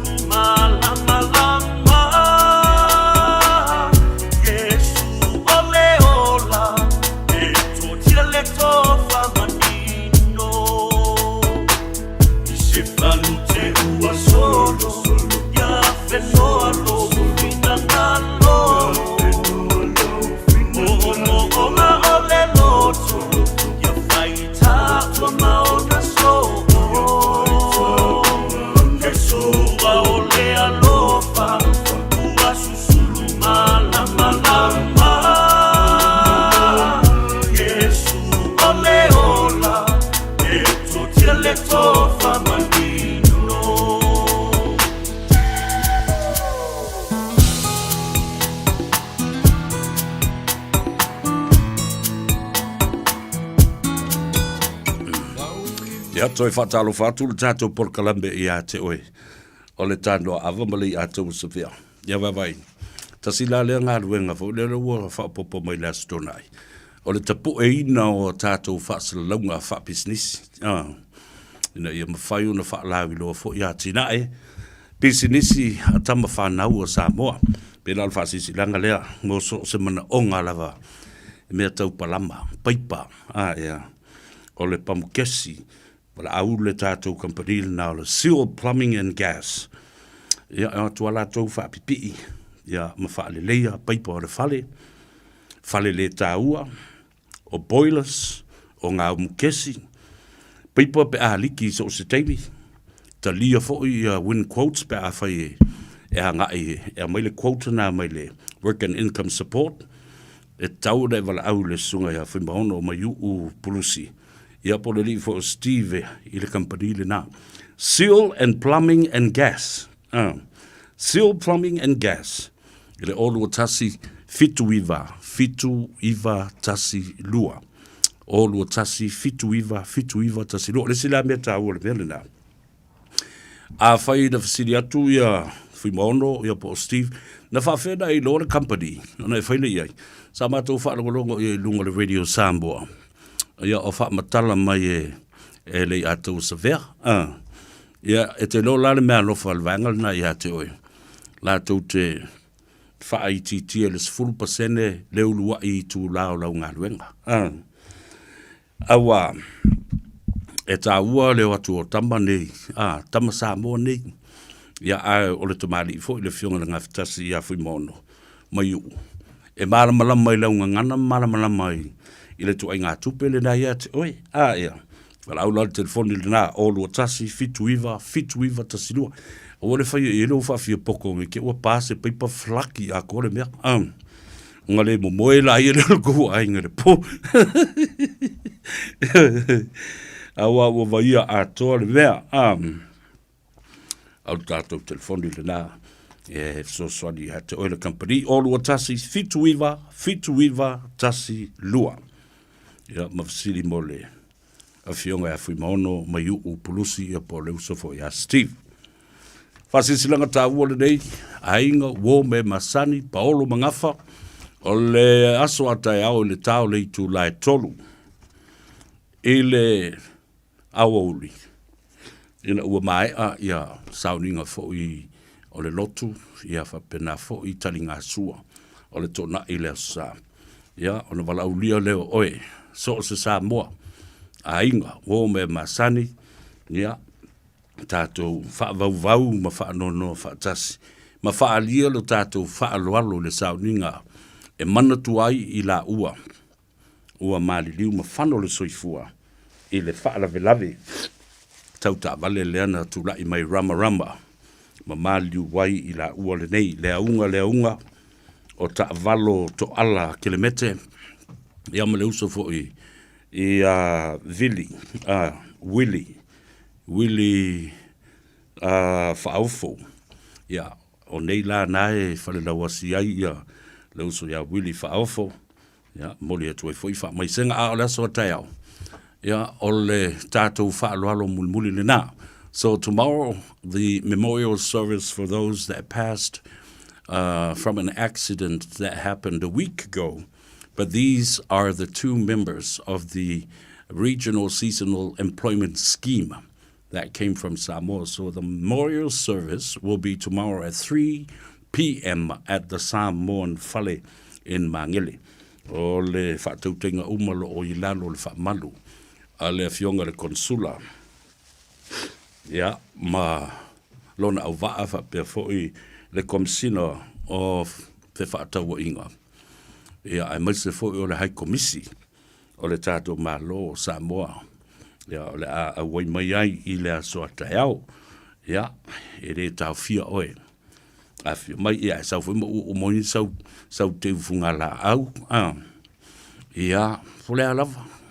Po sau pale. Ia, po sau ie. Ia, o le ale au mai o tino maliliu o naitama.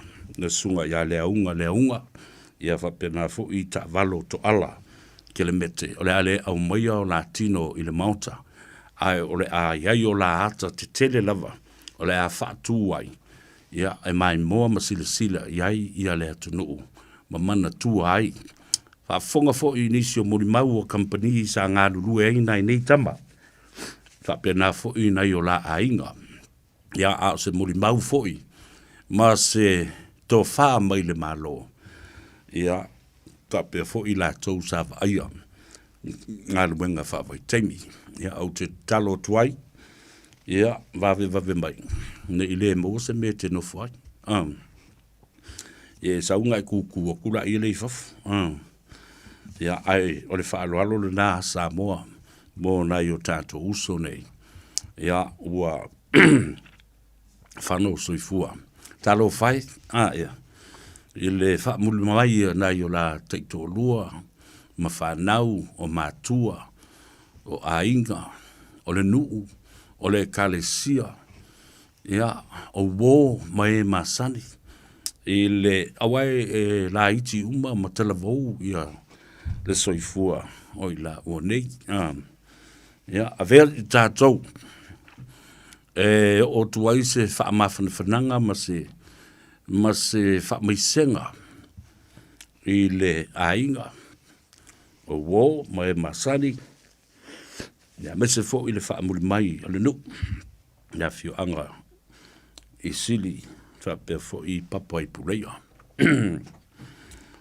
Tāle nā o le tolu i le aso a tae au pe mai a sauninga o le sapati. Ai o le tā o le tolu i le aso. O le a whailoa iai ia le tātou ainga whatuatua i le atua Samoa utasi. I le maota o Samoa. I mangi le lava. Ia o le tātou whailoa inga le nā. Ia wā le tātou whamui moe, i le talinga malo, i le malanga mai o le tātou ainga whatuatua, o le malo lava le nā. Ia. O le malo lava le nā.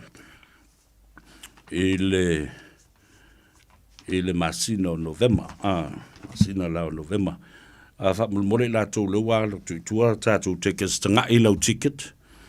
O lo o iai ia numera a i la tō. O lo o iai i tono le komiti i whaafoe le nei. O le wharetua ia le asi courts, o le olu o tasi, ovalu tasi, lua lima lua o fitu. O le wharetua ia tupai Mashera Sanft Levi, o le olu o tasi, lua iwa lua, tolu ono o tasi. Olu o tasi, lua iwa lua, tolu ono o tasi. O le nāwha ua pipi ia tuai mo le tātou account number. I le tātou wharetupe. Ea, ele ahuma ia tamaiti whamolmole. E sā tamaiti. I le mea le whaari i le ata tangata matua. R18 le mea le whai i, le whaari a ringa le whai i. Maresi mea tā ua lava mo i tātou. Ia tau ngapa pea i lau ticket matu i tono o lau tama i ato. E tā ua le iai o lau ticket. Aua ne i le ilo lau ticket. No ticket, no ulufale. Yeah. Lena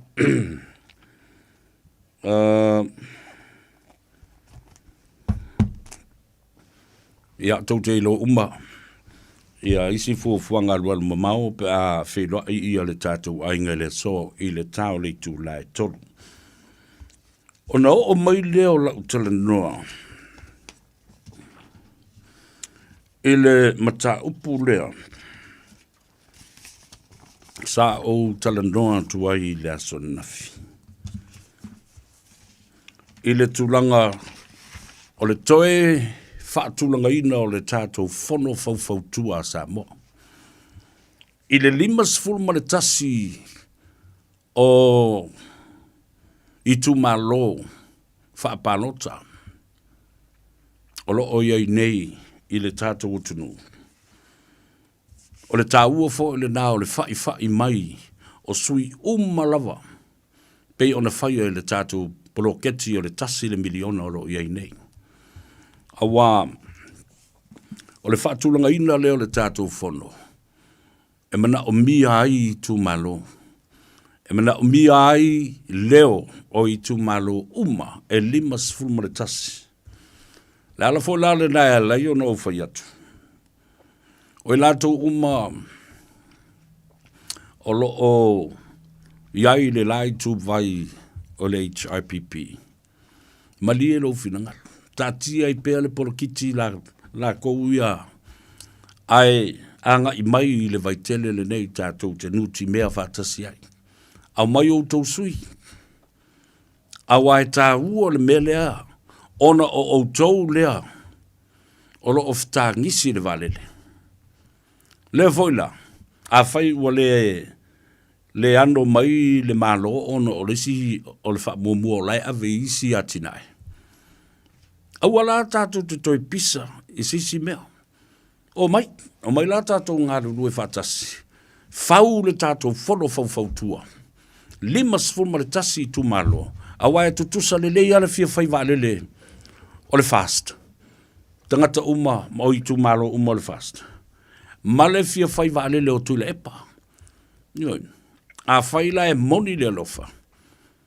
E tau fo i lao nā mana ia e tu le epa male i chapipi. La u tau fo no atu. O mai la tātou tutu whatasi. Ai tātou fau le whanu fau tua nei. Wha i mai o tau sui. Wha i mai i tu malo e tolu sfurma le lima le fast. Ma i tu malo e sfurma le ono a outou. O na tātou whaua leo se wha vai mautu. Ola le fono fautua Samoa, ele o se fono mo le whainga whaapolikiki le fast, po o le vaenga o le HIPP.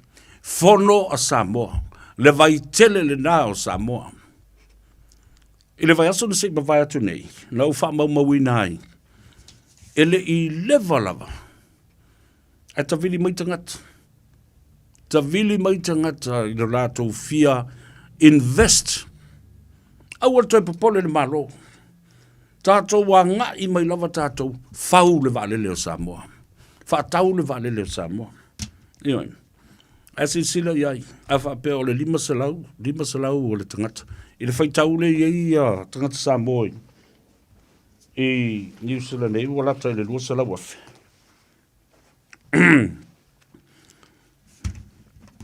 Lua salau afe.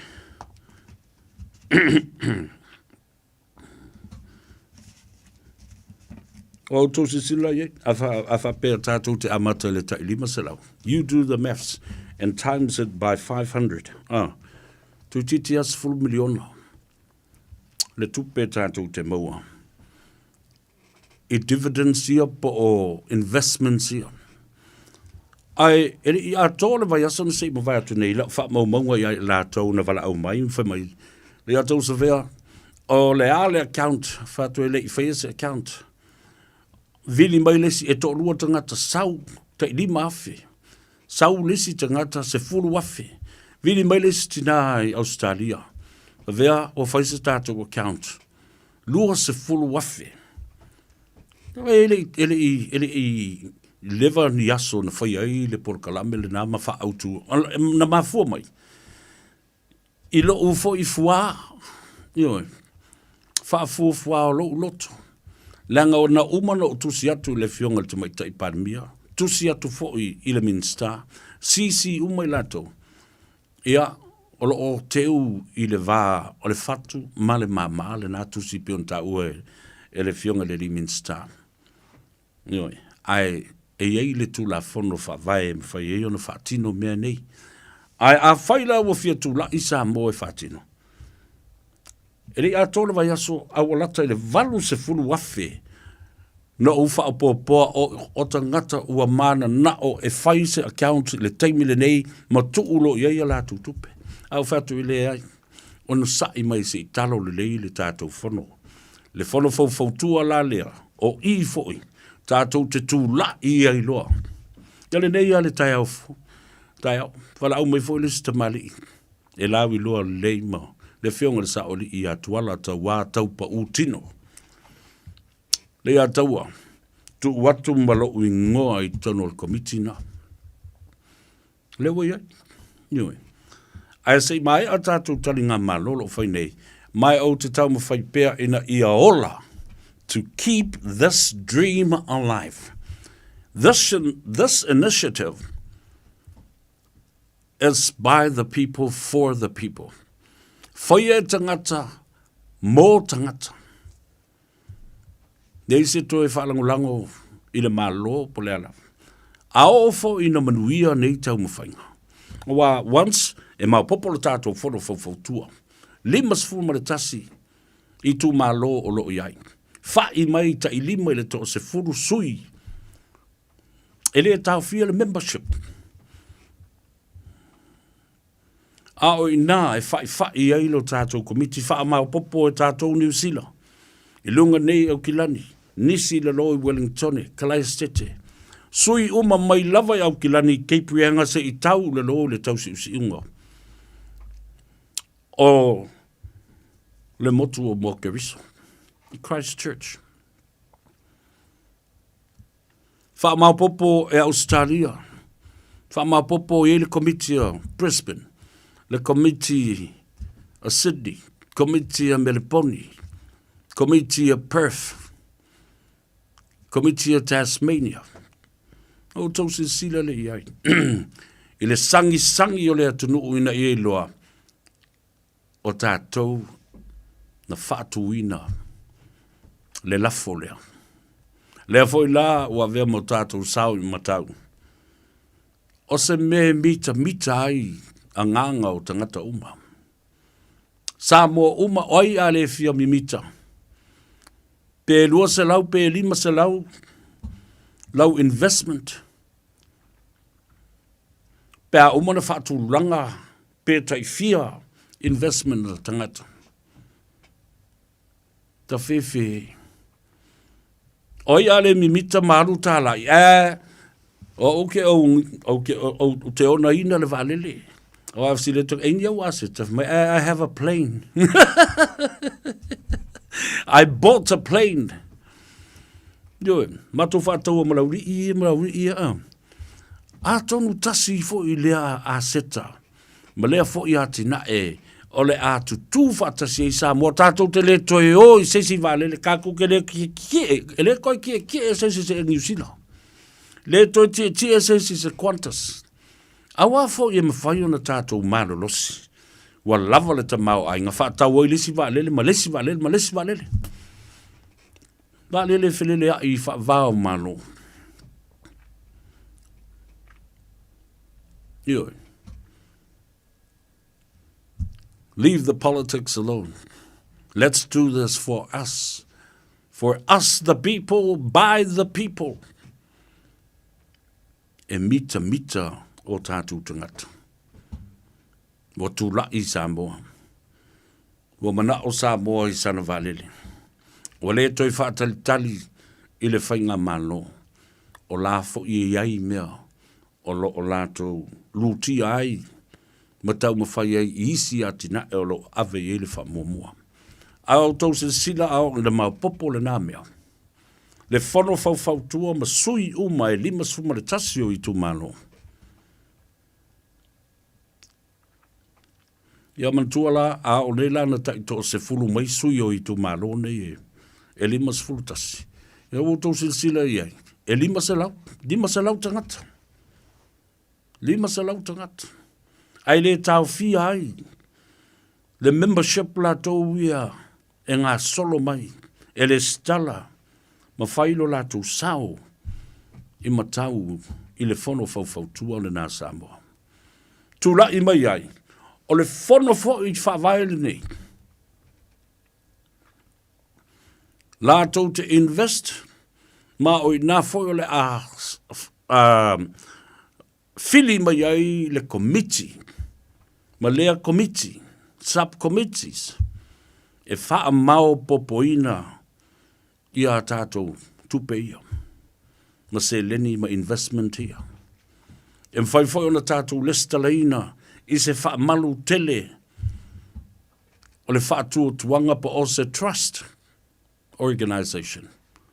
A registered legal entity. Ina ia pui ai to protect the interest ma aseta ma tupe ia. Ina ia awa ne iai se ai kupe.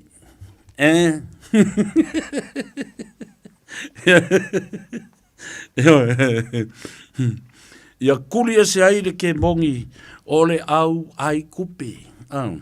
Wa tu tilu nei la, le mea te le tunu. Sisila la iai. I le wha la tonga ma le wha malu lelo le atunu. Tau titi ale ise mea le mwhain tātou. Whai o pe a tātou mana oi whai. Whai le tūlanga leo le māpoponga o le whono whautua Samoa. Māpopo ai ma le committee, ma subcommittees o le valele and investments. A tātou loto fo ia e whaatūs tātou whare tupe, e whaatūn whare tupe peo no o watu se tala whate tai. Ma se ata e ta oto o le tasi le miliona o le poloketi lai whai nei I whono whaavai anu. Watu se si miliona. Wawai ese se lima se lau wafe a mata ia se au touta mai. Whaaputu ngā tupe ma se au touta mai. Bank, local bank. Se au touta mai whare tupe. E le toi o ai commercial banks la o lo iei nei. Te te lea lātou interest rate. Ma lātou tupe te lui. Ai launa iai I le tu malo. I lana lava tupe whawai. Ma tongi mai I le taimi. Wa umona mali lia iai. Wa ai whanua o ainga na. Wa ai nia lātou aseta. Oni mea guarantee ai le loan. O leo au tau masani le ainga lea. O lea lava no nofo i ele o le paneto o le masina ma le la. Na o to vaile iai. Ele to iai se mativa. Ele to iai se mativa. A wafo i. Ele se me ole a tau fiofi mamau wai. Ele fono fa vai. Ia se tupe pe amana o mia. Pe fai mai se application. O se no ngā tupe se a inga. Po o se tasi o le nuu. Po o nisi o le itu malo. Awa o le banka auto. O le fale tupe. It is your local bank. You're borrowing from your local bank. And you're paying interest and principal at an affordable rate. Ele é masisi sora. E maua o mai. E whaino no ngā tupe I lunga o le lofa ma le whātua tuanga. Aoni mea fo I e whao ngā I e ma fau fau I la tau o le avatu nei tupe. Tu o le whātau ino nā mea o suo ma piki ma mea o ilipaelo.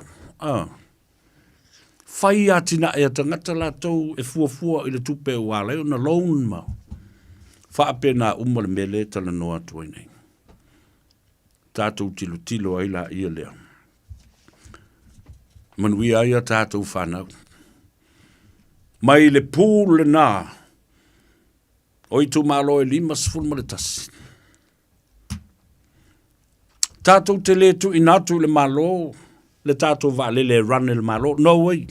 E run lava e tangata. E iei tangata hata mamai o le ai tonu. O le li o lea. Whātū langa lava e tātou le pule. Le board of directors. O ai e runninga le operation lea. O ai e tu I e whai iai whiutanga inga whaavao malo. O le ai e tātou lo ia. E tutu mai e pui pui. The best interest of the country. And these people that really, really wanted to put their heads together. Mau ai ngā ruenga tātou whānau. Toi ngā rurue ai lava. Le whaatulanga ina lea. O le company. The people's company. The people's plane. O se tala avele nā I lea tunu umalera rurangi. A little country in the Pacific. The people, its people stood up and said, enough is enough. We are going to buy the plane for ourselves, by ourselves. And we are going to run it as a company. We will not forfeit it to the country or to the government. Oi. Papeta ngata sole ma tautia le te mai atunu una nao Samoa. O tau sisila ele mwhai e sa vea na whai tō tasi le ngā ruenga le nā. Mai mātou ia wa wawa e tua tō ruas furu lewa ngā I mai I tonu. E mana o mia I tātou uma. Wha mamalo lokto. Mai polo kiki ele lea ma me lea ngā tū le pa lātou ia ma I lātou uma. Po le fast, po le HRPP, po le tautua, po a uma isi. O mai tātou nuti mele mele. Ele na o I tātou e manui ai. Ko tātou whaia se ngā ruenga. Mō le atunu u atoa. Mō isi au ngā tūpulanga, ma isi au ngā tūpulanga. E soifu ai. Ma lātou tilo ele tāua. O se whaatulanganga. Na whaama I te mea ai. Ni nao ni nai tangata. Ai te ua tupu maola. Ia mana tua Samoa. Ele ai se mea amata mai. I se mea te li. Amata mai I mafau faunga. The new way of thinking. The new methods. Ua o tau sisile le kalesia metisi. O tau sisile le kalesia metisi. O le wha Samoa le nā. O le upu method. Le upu wha peritania le method. Wha Samoa, o le upu wha peritania le method. Ai, o le upu wha Samoa le metotisi. o le mea totisi, o le upu, e whaau ngā ai le mawhauwhau. O au wala fau, e whaatino ai se whamoemoe. Ia le na, tā ua le nā mo le anga i luma. O mātu tātou, o mai a tātou whanau, pule atu le matanga luenga, ma le matanga luenga. As sila operations and email va le tau ele whaingo fie wai le whai tangata e totasi. E ese tangata le mulai valele, ese tangata le ofisa. Ese e whewa i le valele, ese lau av valele, ese tangata la tute for your operations, reservations, le cargo, flight schedules. Nā mai o tātou whanau, nā oa oina, i lea matata o le ave valele ma le pailate o le o toi o. Wa le tele o tātou pailate la ieni. Nea leo whewa i valele le Emirates, whewa i le valele e New Zealand, whewa i le Qantas, whewa i le Air Fiji. O le vai o sofo. O wa sa ili e se avanoa te tala noa ai. Ma la su se avanoa e mwhai ai. O wala o lia le sunga ya John Nichol. Tasi lea ta mali i longa. Sa tu le foe, le faa foe ina ma le faa tau tainga o le tātou malele, le Polensia. O le vai aso fofoi. Ma te tala noa ai ma le sunga ya fata tielu. O le pule le nā o le Samoa Airways o lo iai. Le ala sisi mea o tutoe wa lai ona le toe au mea se tātou valele. Fia sa i tālafu o tutoe. Nā sisi au wala e mawhai ai. Awa o le temine. O le ai o se tātou valele. Le ala ua whao ngā i lava e le au usufono. I le fono tele lea le chaukam le la whai nei i le masina o ke topa.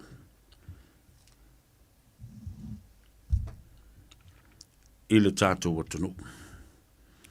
I le 5 leono o a tātou o atunu ui o le taupulenga. O tau sisile, e whatala se i o tilo tu la vele mata upulea. Lea. O le tofa ia au matangi masi a talo whātuso, ia, whapena fo i siu fo le tua le whionga toa, tusi, ia, whaftai mo whamrianga o le aso whanau stama. Se leisa, judge, ia whapea fo ia le tina ia mele judge i California, whatalo whātu le atau savea, ia tō lua ma le ainga, ia,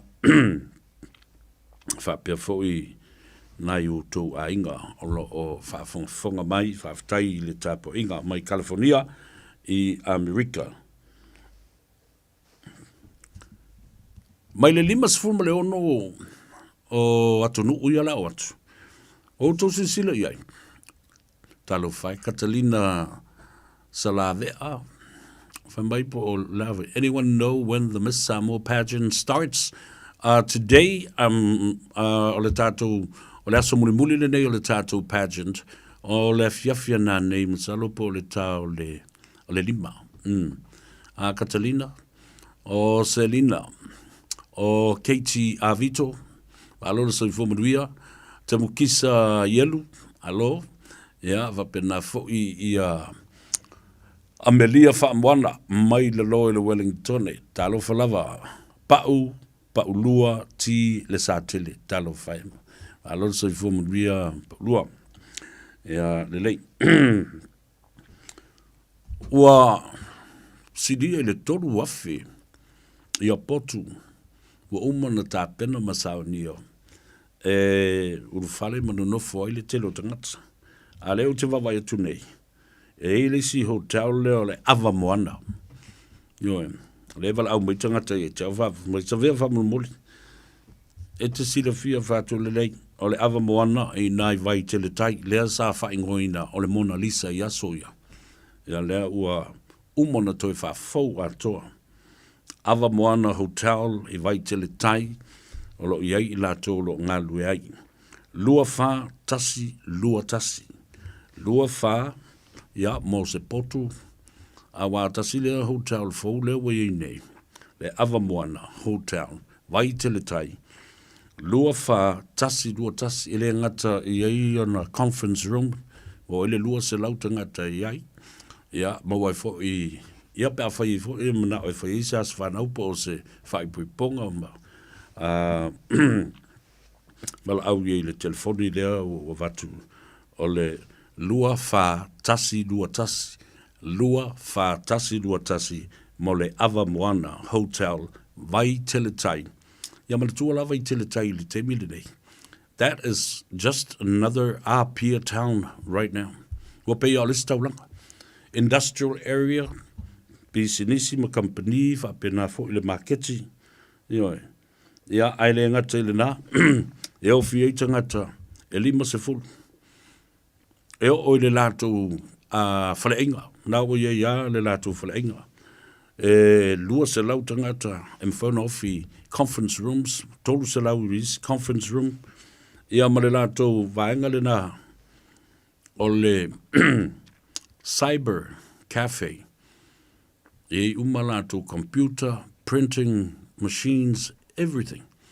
E te alwatua oe e nofu ai nā, ma whai ei lau research, ia pe whai ei ian iau ngā ruenga fo i le lunga le computer, ma mea whape nā. Ia, ua fo i lau wana lai whai ei ia le lātou. Si au tue wa ahiti, e matau tia. E whai le, whai fo i le lātou rental cars. Le ngata lai potu. Pe masalo pe ono se fulu potu te tele mai si o nanga umane na ale ava moana. Accommodation, o le whale te nofu ai. Le rental car. E i meo four-wheel drives. E i tātou van ta is fulu lua no fua. Ia. O le e i le lato whale o tiulu. Wha au le lei oi. Ma se le ei o fulfulu.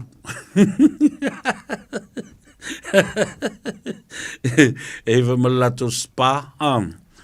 E te wha malu ai. Ia pe te wha mafan whanai. E le lato gift shop. Ia. Tele me mwhaina whai ina le ava moana.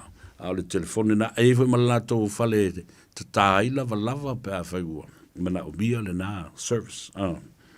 Ia. Wala au le telefone le na. So ni da fai o fua sa malanga lua fa tasi lua tasi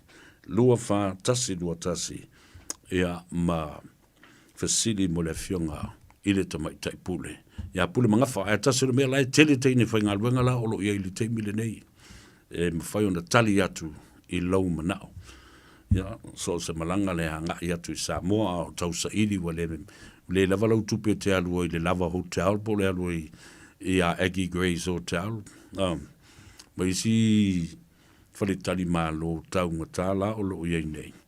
Ia, ai manatua le ava moana, le sa ta ua le Mona Lisa, ia manatua la, e iei whaletupe, o mea umalawa whale o loa, grocery shopping, everything is ideally around the corner or right beside you at Ava Moana Hotel. Vatasi le fa mai tanga fa mo to vatasi la numeral le atoa lua fa tasi lua tasi o la to fo malanga mo Samoa so se temi ele na va le na mo Samoa mo no fa tulanga ina o le tanto fondo fo tua mau pe la no fo e ai le temi mo le taiao o le atalo ai le tātou fontanga. Ia, ma whapena ona a mataloa. Ona whātu langa le lei mō le anga I ruma. O mai la utala noa I le mana ongo o le a fionga I le aloli. Ia papali I tele, titi ua toa, mali a toa. I le maa talandoanga peo no whai atu I le aso na nafi. Lea na sound o mai ai. Ina ia mana tua mea ia. Se I lea, wha fo I whanua o tangata, o lea tunu. Ele ngata fo I le nā. Aua ne I toi filifilia, ma tō fia e se vaenga wha upwhai, le ao o le malo, le sui ao o le malo. Ia tō fia ma filifilia e tangata. Nā su talitanunga ia. Ma ia tu wafu le soifua, o I la tō o le a se ei I nei to finga wha vai o le malo. Mo le soifua atoa. Ioi.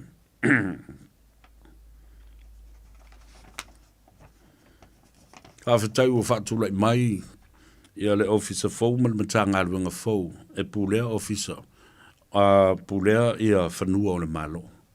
A le ua tafi e sea nei masuia le Salasi Samoan Land Corporation I le officer o fua ngā whanua a le atunu. Mana I fwoi le nā.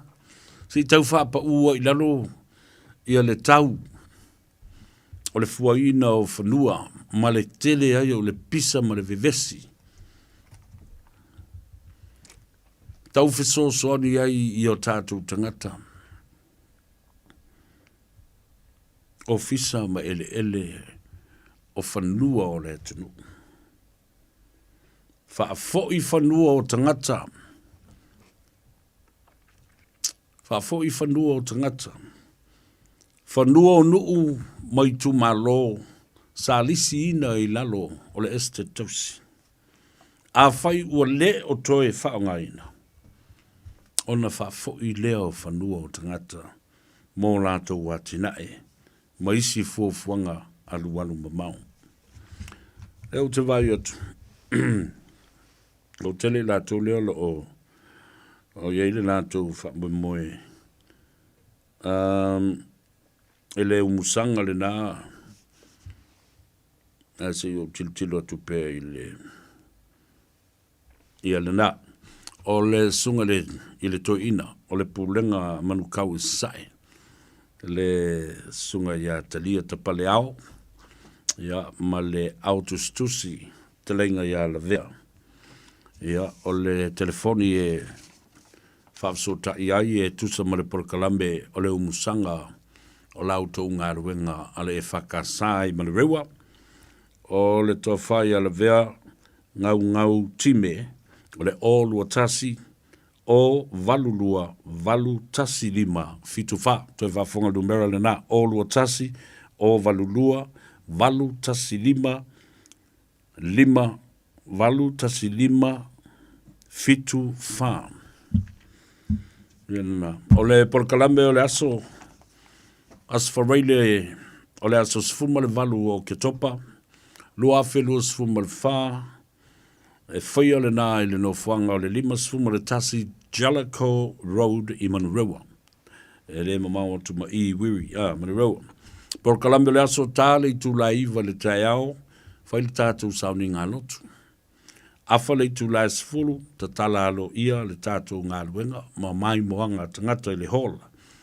Tāle I tū la sfulu ma le tasi, ia lafo a tātou wipu, a inga I whasino I matawhale uma o le au lotu, ia whapea fōi ina se atulo I le tau le lua, ia o tali ngā sua, o le aalo I le tau mawhitanga.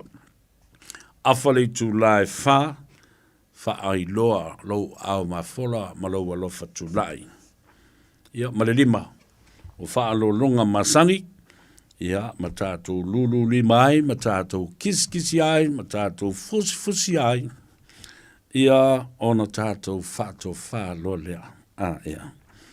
Ia le nā, watu e le wha malo tele, I le sunga le to ina o le pulenga, ia Reverend Elder Talia tapale au, male fale tua, le nofa alo ma le aingali. Ai maise, malu au tafa, ia o tofinga o le komiti whafoe, ia ma uto uma o matawhale o lango sua i le umsaina o le ngā luenga. Manu rewa e whakasa.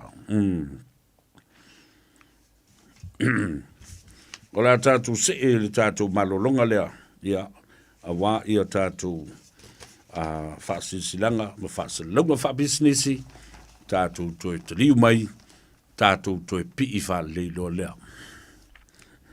Ua na o le Radio Samoa se furulima iwa toru a mo e tautuaina o e ilaungangana fitu aso le vai aso. Talofa lava, I'm Sione. My wife and I have 3 sons and a beautiful granddaughter who turns 4 in a few months. When one of our ainga is sick, we phone Healthline. The nurses there provide free health advice, treatment and information, 24 hours a day, and you don't need to have a doctor to call them. When you or your family need trusted health advice any time of the day or night, just call Healthline.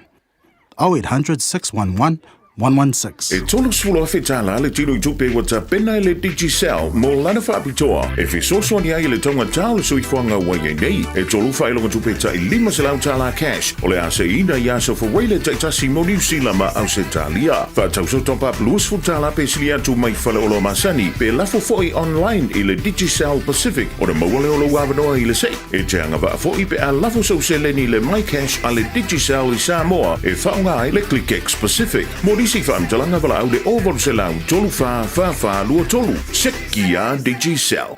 Ma tau te fia e whailo atu wa te tala ina nei le Sandbell Buffet. Mo tau maftanga I le auli ma le fiafi. Mai le aso lua e o le asto nai. Lantu mai le sfurtasi o le tūlai lua. Dina mai le afo le lima e o ina tāpuni. O le awha amalia ina lo fina ngalo le mata ngofia ma le lei o le tau maftanga. O saunia mo oe. Susu mai le Iva Atkinson Avenue I Otahuhu. Whaaso tai neso avanoa. Lua ni maiva wha o. Lua ni maiva wha o. O lua fitu lua o ono iwa o lua tasi. O lua fitu lua o ono iwa o lua tasi. O e fufu e whaatau ese lo fale. E te manao sta ngate whaanongo ia oe, tau tua mo oe, ma malama I laungangana. Vala au mai loa le malu mawhatau Bob le malu. I le olua lua, tolu ono o, 5 lua iwa pitu. Olua lua, tolu ono o, 5 lua iwa pitu. O le Casa Beds and Appliances, o le tali o manaonga, I o loa e whaatotonga ailo mauta, ini tau le lei, toe anangata, e mawai moenga ngao si tutono ni usila, whaapea se tino fōa o le potumalo lo, lau ai manofoa, TV, la au pese, usa aisa, masini tā lava, telefoni fe aveai, maisi. A whio ane loa I le whawhituwha Great North Road o tau, po le tolo fituiva Great North Road I Henderson, le Casa Beds and Appliances, telefoni o valu se lau, lua 5 valu, o valu se lau, lua 5 valu. O sa ili se fala inga e whai eise tau maftanga o le auli. Pe tali e fo ini au malo. Susu mai le Sandbell Buffet, o le awha amalia ina lo fina ngalo I tau mafa o saunia le limo oe. Tuatu si Iva Atkinson Avenue I Otahuhu. Lunch mai le sfurtasi I le lua I le awauli. Telefoni lua 5 o. Lua 5 o. O lua fitu lua ono iwa o lua tasi. O lua fitu lua ono iwa o lua tasi. O a fianga o ta'longa whaitupe e whaale tonu ai mafutanga maainga o whanau ngā ruenga. A fia ai le whaasoa tautupe ma le tele ai o le popole ma le mautonu. Aua e te matamuri e whasiri mo se whasosoani. O le au whai ngā ruenga le mapu maia. Ua iai to mai whaapitoa e whasosoani mo oe. E le aise tongi ma e le whailo ina nisi whaatale noanga. E ta lia so se tangata e fia maua se whasosoani mo se whaatale noanga I a fianga o ta'longa whaitupe. Le mapu maia. Telefoni o valuselau, lua tasi, lua. O valuselau, lua tasi, lua. Mai le valu I le tai au se io o I le 5. Radio Samoa. Taslima iwa tolu. Ama.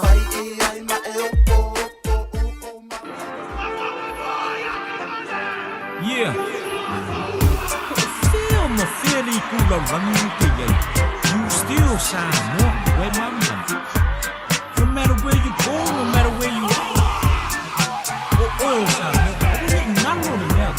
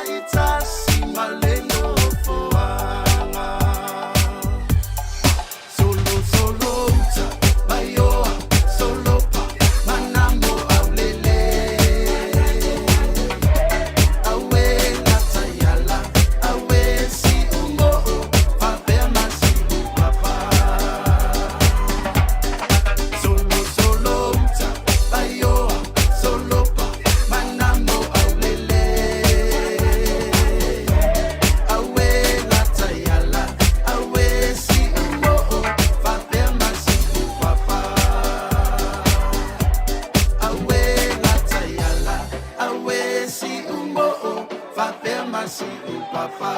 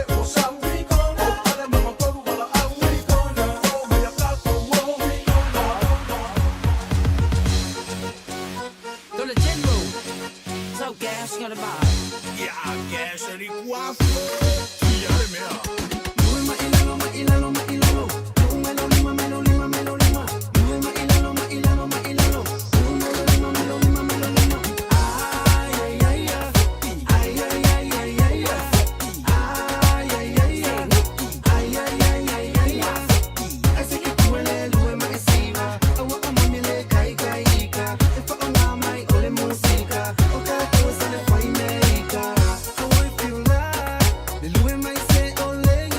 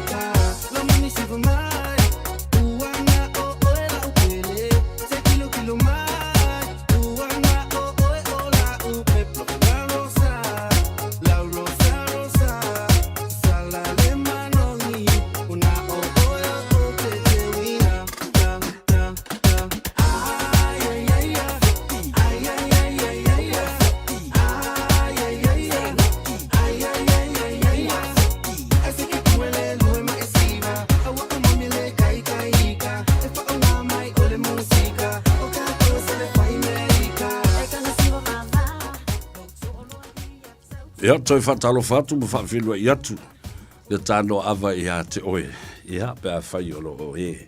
Mai mua mai pēr, whatalo whatu i lunga le tātou api o Fōlinga. Ia whatase fo mo le tātou YouTube channel. O lo o whawhonga mai ai.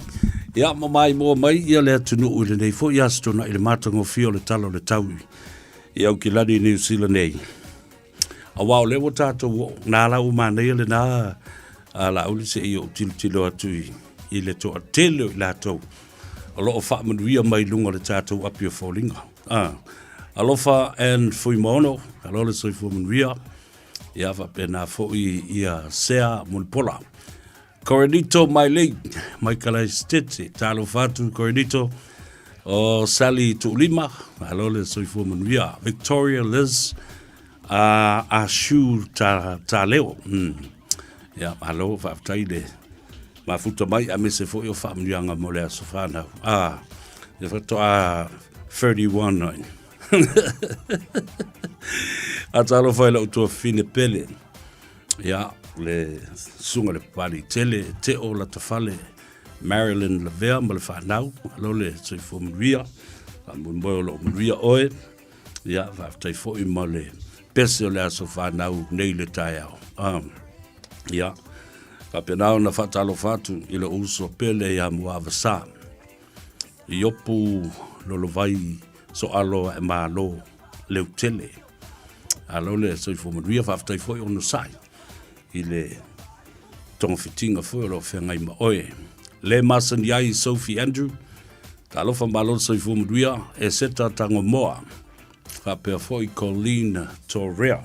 Ta alofa le tina matua ia e seta ma inai Tapitha. Ia whapea fo i le lato maftanga o tangata matutua e masani na whaia ina i sangato malaki i Randui whaftaile mafuta mai foi patalofa whapitoa i le tuafine ia ma whamalo tuafoli tuafine ia le sida kausi whaleile ma walo o sina vili o semu noa ia o tau sisila ia i le toa tele o tau ia o whale pulenga le uruai. Alole soi fo muria ne fo i tai au po le fo yaso. O le boto e se fulma le 5 minuti ona tale o le tula e tolu. O le tatou por kalame. E tatou wali tula e fa. E a failo ma celebration o le las fa na o le ato save. Ya ona ma o lola i le. Le mafafiti sa wa pati. Alole soi fo muria Kalameli Nansen. Maria Arling. Ole wai aso se mavai atu nei na tawa fa i se langona i le mea nei e taua tele i le whaafonga le tunu. O le saunga le mu i tutonu o whalewhainga ring. Ia, e la le sita mai tai.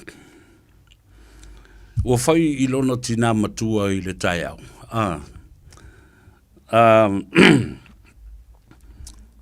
O ia e le whainga wenga.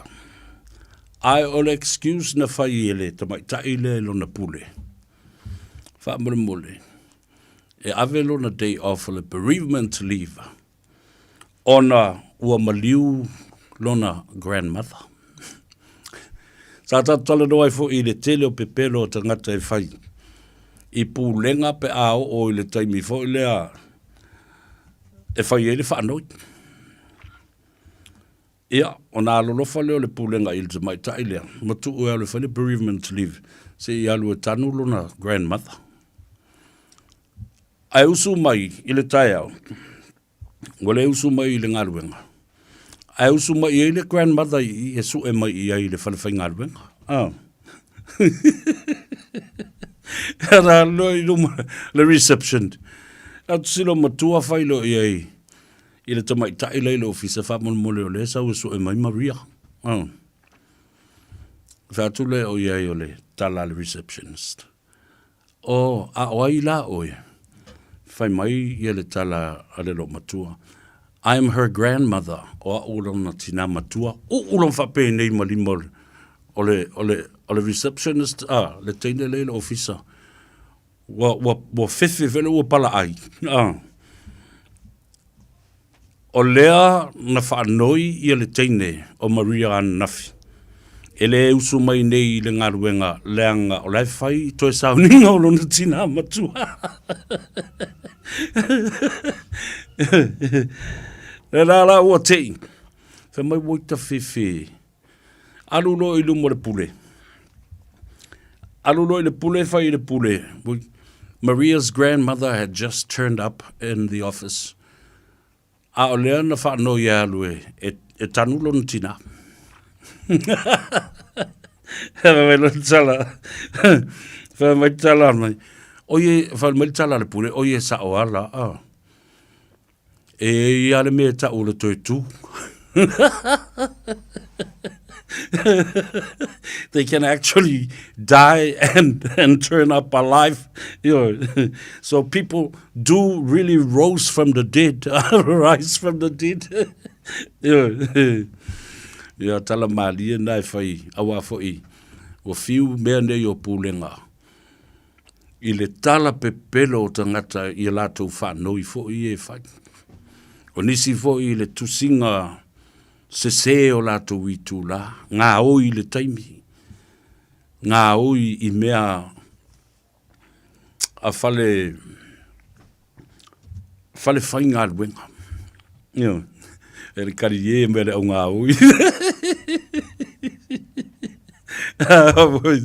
Peo re whel nai whatui. Wa o ti whaanua o ti whaatolu ta māmal tina o ristangata. Whaanoi mo mua lesi vai teimi o leo ti o lona tina. Umale nā, whaanoi leo ti o lona ta mā. Alu lesi tau sanga, toi whaanoi foi o leo ti lava le tina. O lona winga, watai whaanua no whioti toi ina ma leo le matua. I le pepelo a lesi ngata le whai. E tai pe o le matu tina. A wā atupu ma liu ma mea whapena. Yo na vala au maila ia le se tupe o le whaalave. O vai aso o mai le e ta tau au na isi oti. E tau au na isi o whatulo isi o matutina. Te ilo mama. Tango e vane se peni ma se api. Tusi lalo ia ingoa uma o le tātou a ingoa lo toi le temi le nei.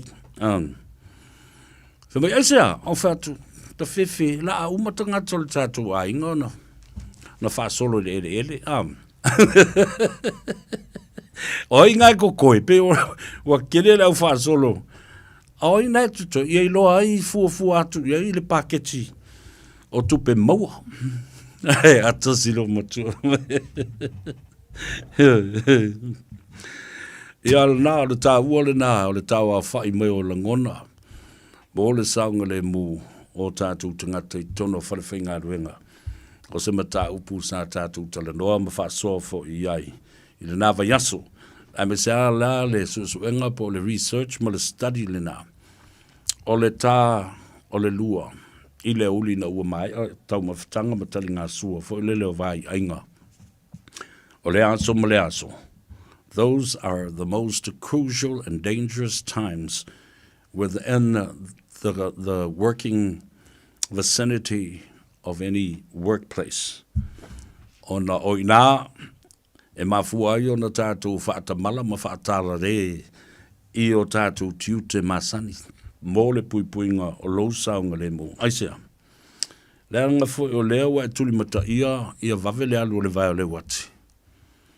Ina ia vave ai ona uma le asu. Ai ngalo ai a te oe. Ia tu la fono. Safety concerns because of the working conditions, and not only that, you're not following the regulations and rules to be safe in any working environment. Whaatala le ai, ia, matupu ai, whalavelave, mamanunu ai, ia le tōtele, ia, o le tūtele na, e whaamana tupea, I vai aso te itasi. Awa au whaiva. E o ai le astronai.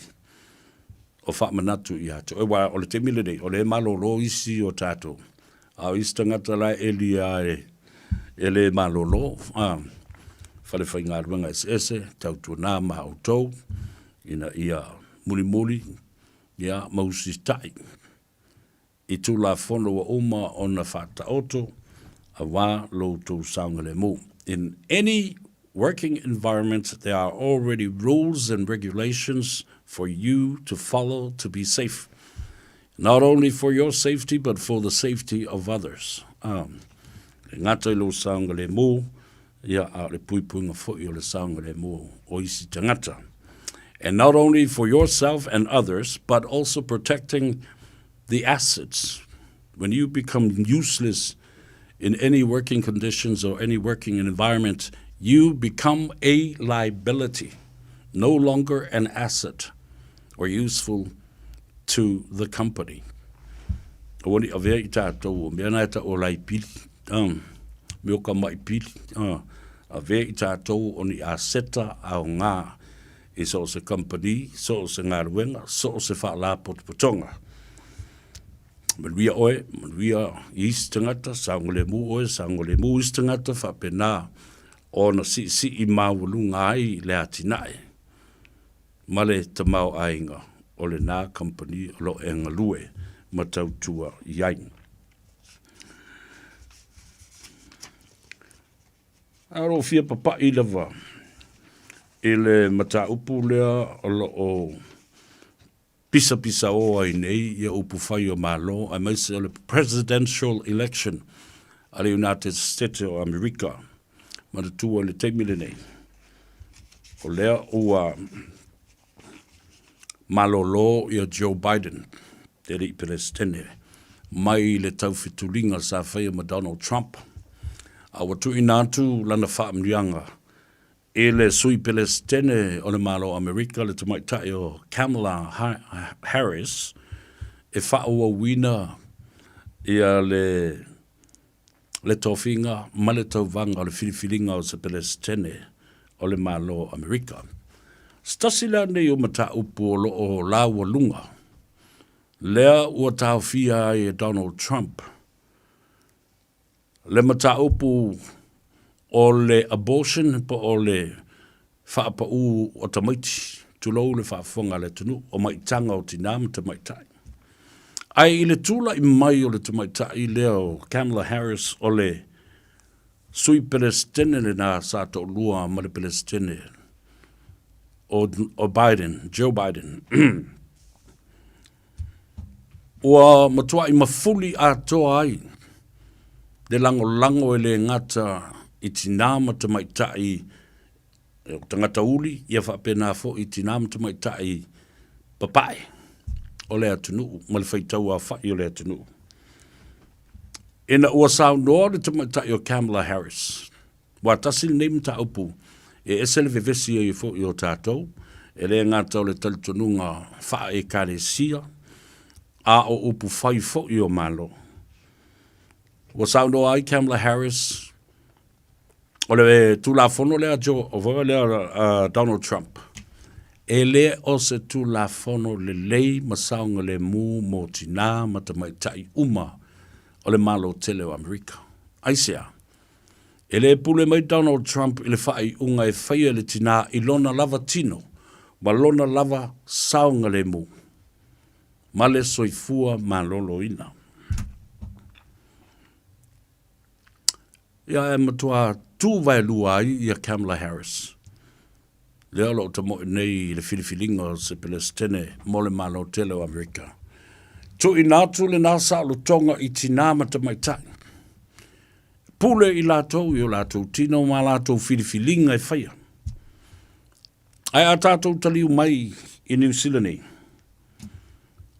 O le mata upu le abortion po o le whapa o le pepe le whanau mai tu lau whaafonga le atunu po o tau tonga whapea. Sa avea o se mata upu I lalo o le Criminal Act o se soli tu la fono. Ai au tu se sila la. Mea tonu wa le mana o ia Donald Trump e whai. Ia whaasala ina. Fo mai la tu te whaia tau tonga whapea mō tina. Tu sa lava pea fia I le soifua le tina le ai. Ia pule le tula fono e tau fia lea whainga I tu tonu o lea tunu. Ma so o se whare mai. Ai whai mai Kamala Harris, Donald Trump, you're wrong. You don't decide with what we do to our bodies to protect us for health and safety reasons. We make those decisions, not you. Yo tosi sila nei la iei. Ua matua I mamaua I lunga le motu a Kamala Harris I polls ma filifilinga o lo whaia nei ai la unga I le stete ma le stete o le malo tele o Amerika. Ua mamau I luma le mua, aisea. Ua whela ngai tina ma te maitai. Tangata uli o Mexico, tangata uma se ioa I te maitai papae matua I lango. Le te maitai o Kamala Harris. Le mele na o leo tu lai mai nei. A ile le unga le tofoi o le tu la fonoa. A New Zealand sai ai nei tausanga. Therefore in the fa sai nai, and it was under the Criminal Act. Le mele ta o le abortion po o tautonga I nei e fa pa uai pepe a tinam te mai tanga. Tu lou le fa fonga le tunu o e manino ai le malama. Lea la ua au mai nei le tulafono le mtaupu lea. Ua tuu I lalo le Health Act. Ave I lalo o se vaenga o le tulafono mo le puipuinga o le soifua maloloina. Ai ave ese mai lalo o le tulafono o soli ngā tulafono.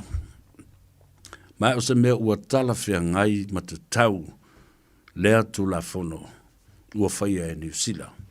O lono winga.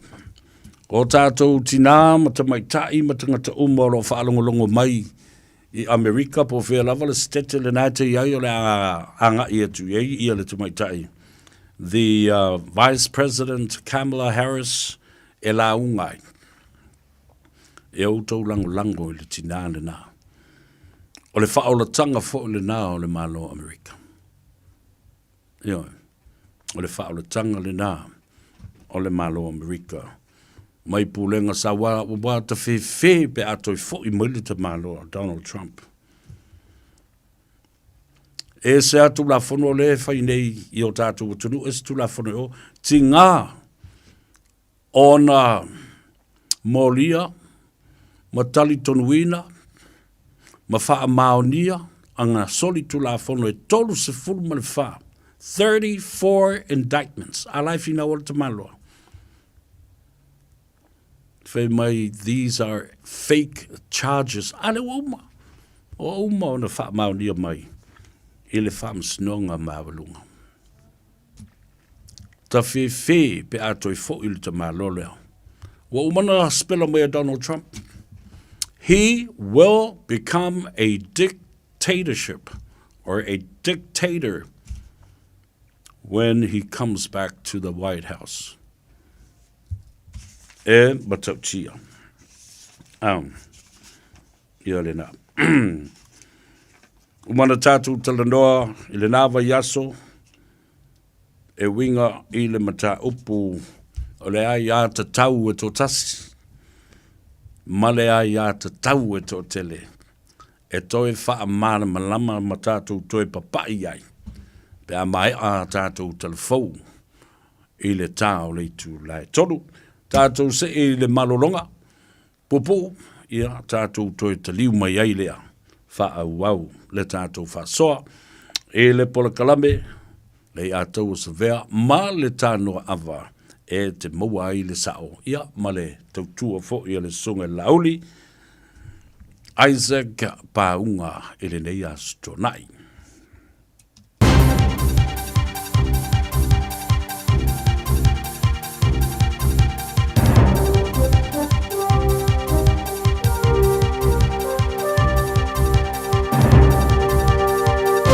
In this update, an out-of-control fire is still raging in Otago as crews battle severe wind up to 100 kilometres an hour.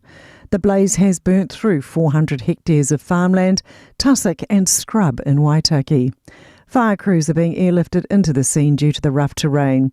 Incident controller Bobby Lamont says they've brought in multiple helicopters, aircraft and crews, but fighting the fire will take a few days at least. The wind and the smoke and the terrain is proving quite challenging for our crews and aircraft. Lamont says no structures or livestock are in danger.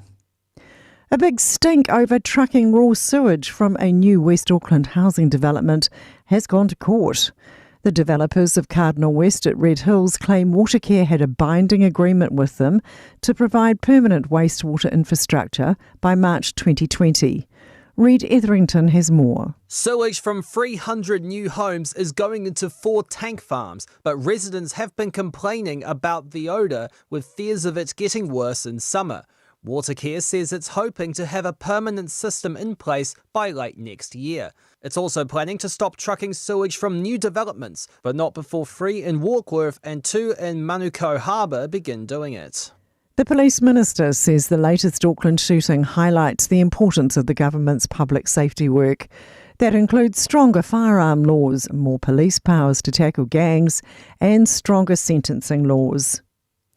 Strong wind set to hit much of the country will bring in soaring temperatures too. There are weather watches in place from Napier to Invercargill, with 130 km/h gust expected in Canterbury. Met Services Dan Corrigan says wind patterns will make for a hot afternoon. In those northwesterlies, we'll be seeing temperatures up in the low mid-20s this afternoon, which is quite warm for this time of year because normally those places will be seeing temperatures in the mid-teens. That's news. In sport, figuring out what happens to Australia and Argentina if the proposed All Blacks Springboks tours go ahead remains a live issue as confirmation of rugby's shaken-up calendar draws nearer. It appears unlikely the Rugby Championship will be played in 2026 or 2030. New Zealand rugby boss Mark Robinson says games against those other countries could still take place. The county's Manukau Heat remain the team to beat in the Women's Vara Palmer Cup Premiership.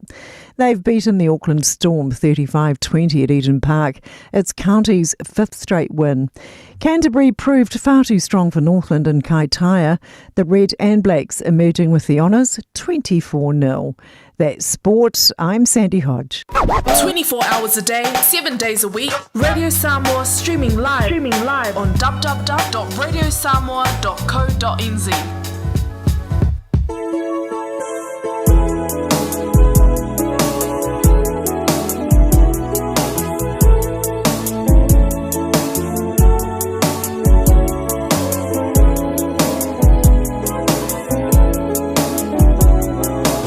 Y'all know the name.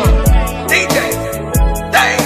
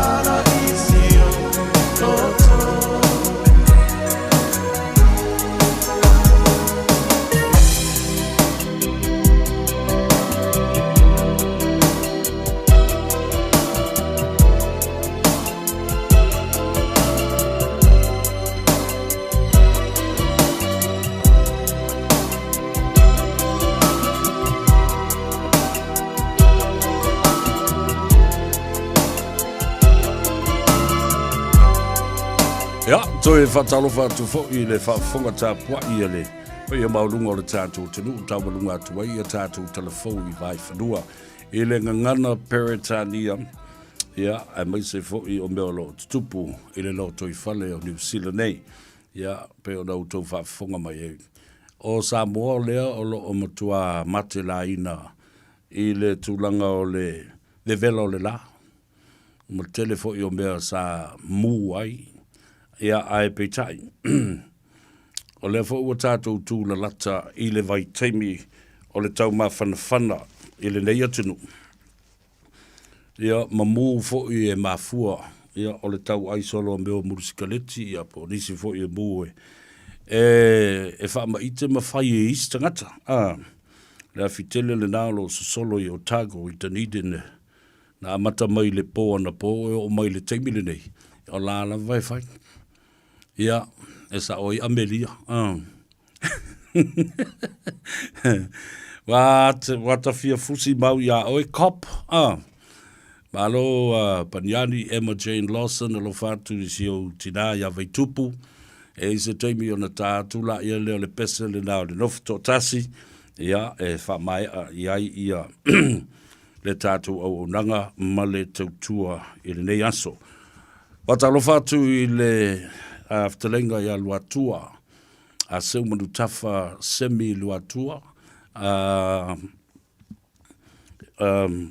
Malole soifua mduia. E pati. Aftai fo I o le ua vava iatu. Ia ua se e fo I lau o fionga. I seisi tūlanga mawalunga ma wave ai o le officer sili. O le matanga ruenga o tālonga. Ma meo me fai e whawhiawhia ai ia tangata. Ia, whatalofa ia Isaac Jr. Tuiatua. O Loretta Roberts Tuile Tufunga. O Fania Mikaele. Ia, mai latu umalawa Ruta Saipele. Evo ila o touia, Andrew Ngawa, Selina Siosi. E ila se o vai atua le fesilina na lelo o mai. Le me Samoa nane I le fiafi. Au te whaalongo atu e le eise tutongi ai ulu fale ia. E o fua. Se mana I funa ra se mata fua na I o tātu tangata. E isi ko meni a isi tangata I ai o lato e langolango ina I Donald Trump. Alela o whai atu nei atu tō. Whai mai. Sa vea ua te talandoa I a mātou upu whai o mālo I nei I Amerika. Aisea. Aisea le mea le iona.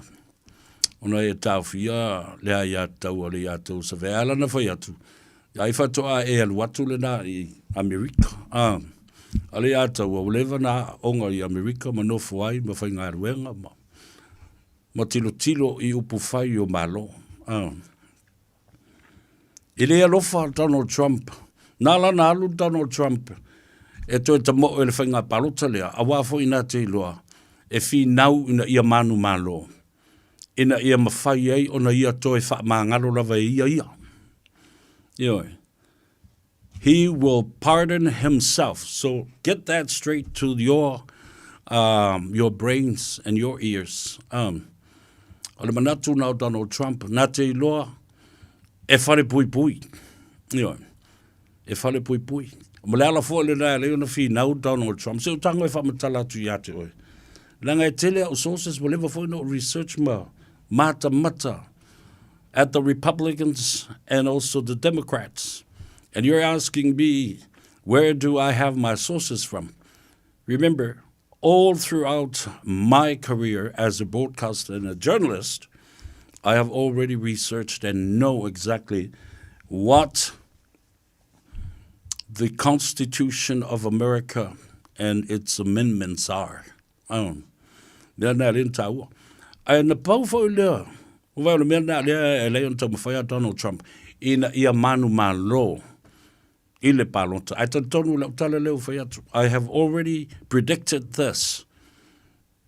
Kamala Harris will win by millions and millions of votes.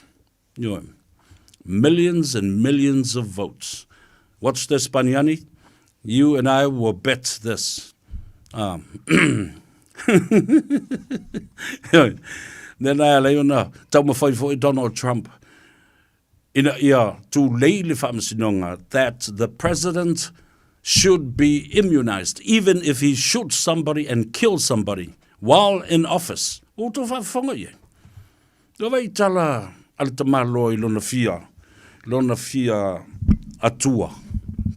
Lena. Le tala lena. Whai mai lana tala. O le Palestine e te tau ona immunized, has 100% immunity. O ini te ngata whapena. O le tula whono le Constitution, no one is above the law. Alela amata mai a Amerika. Na whau ia I whaavai o le tele o isi atu nuu ma isi malo. O la utala le na whaafonga le leisa mo lo lala ma papa au. Ele ave se aila wa ia te taupo ai te palota iai. But mind this, I'm telling you. Le mafua anga tonu le naya le ino te mo ele te maloa. Ina ia nofua ia, ma wha ngalo o ia.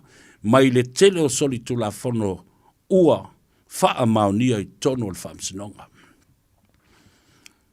He was already, look, e ta ua mele nei langa lai whanonga mai ia tui la epa mai la tau I Samoa ma tonu le tato malo. Walanga le mea tonu wale whai Donald Trump.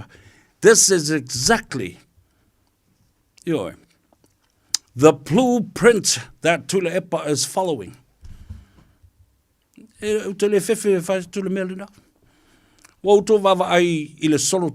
insurrection that happened on January the 6th. No to silsila yai. Waita le te maloa.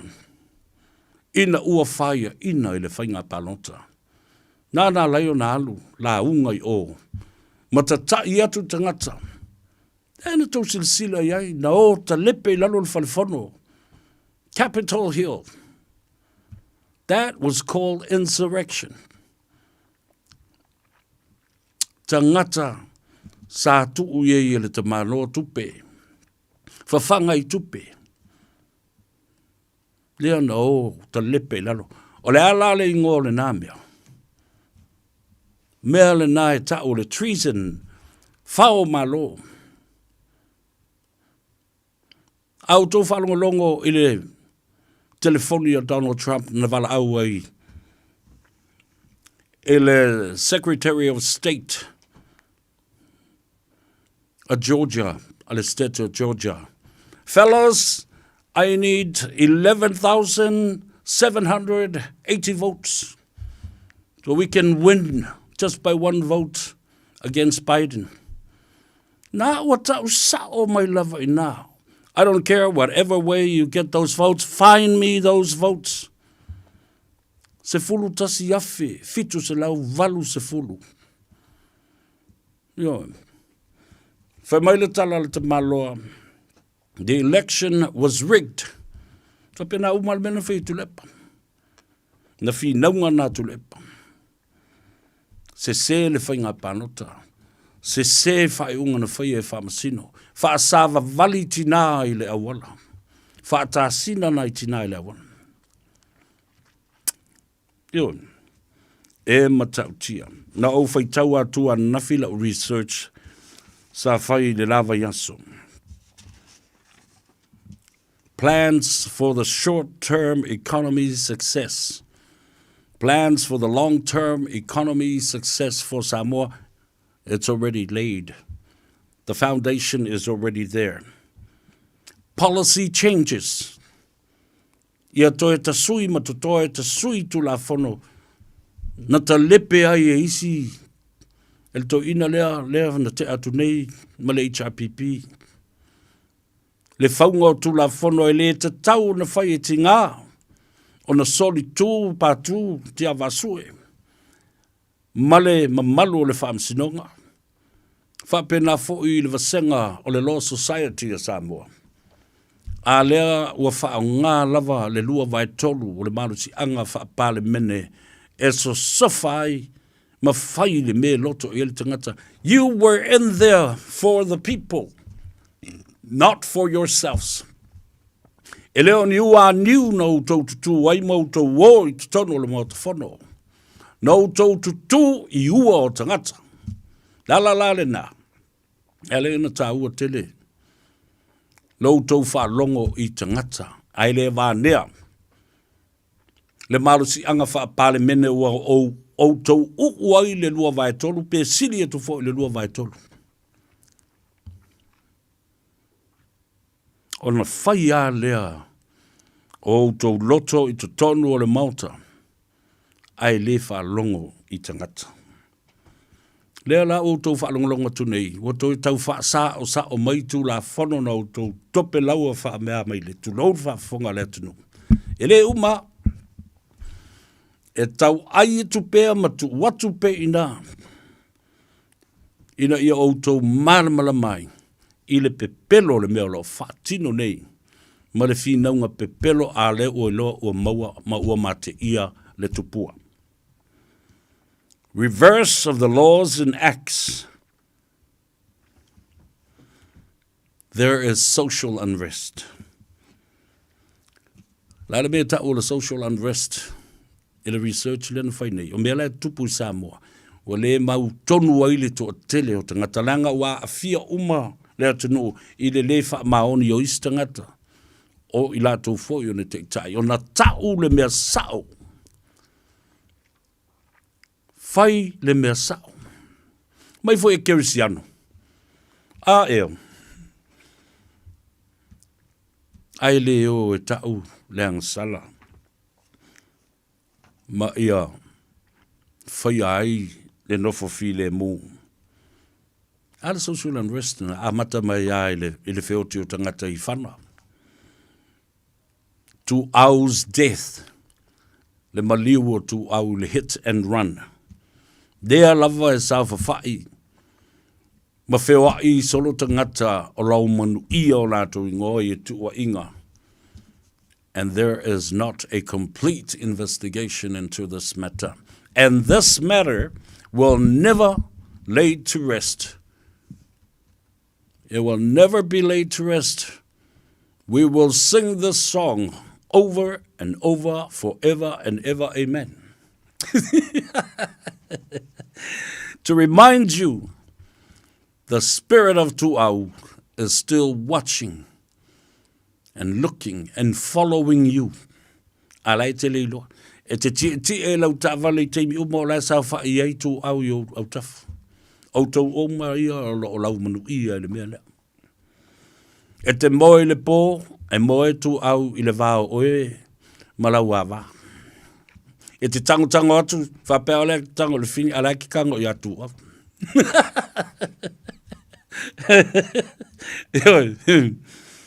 E te alu I le toilet, e muli atu I fo tu au. E te ai le lau, e nofo I atu au I au tafu.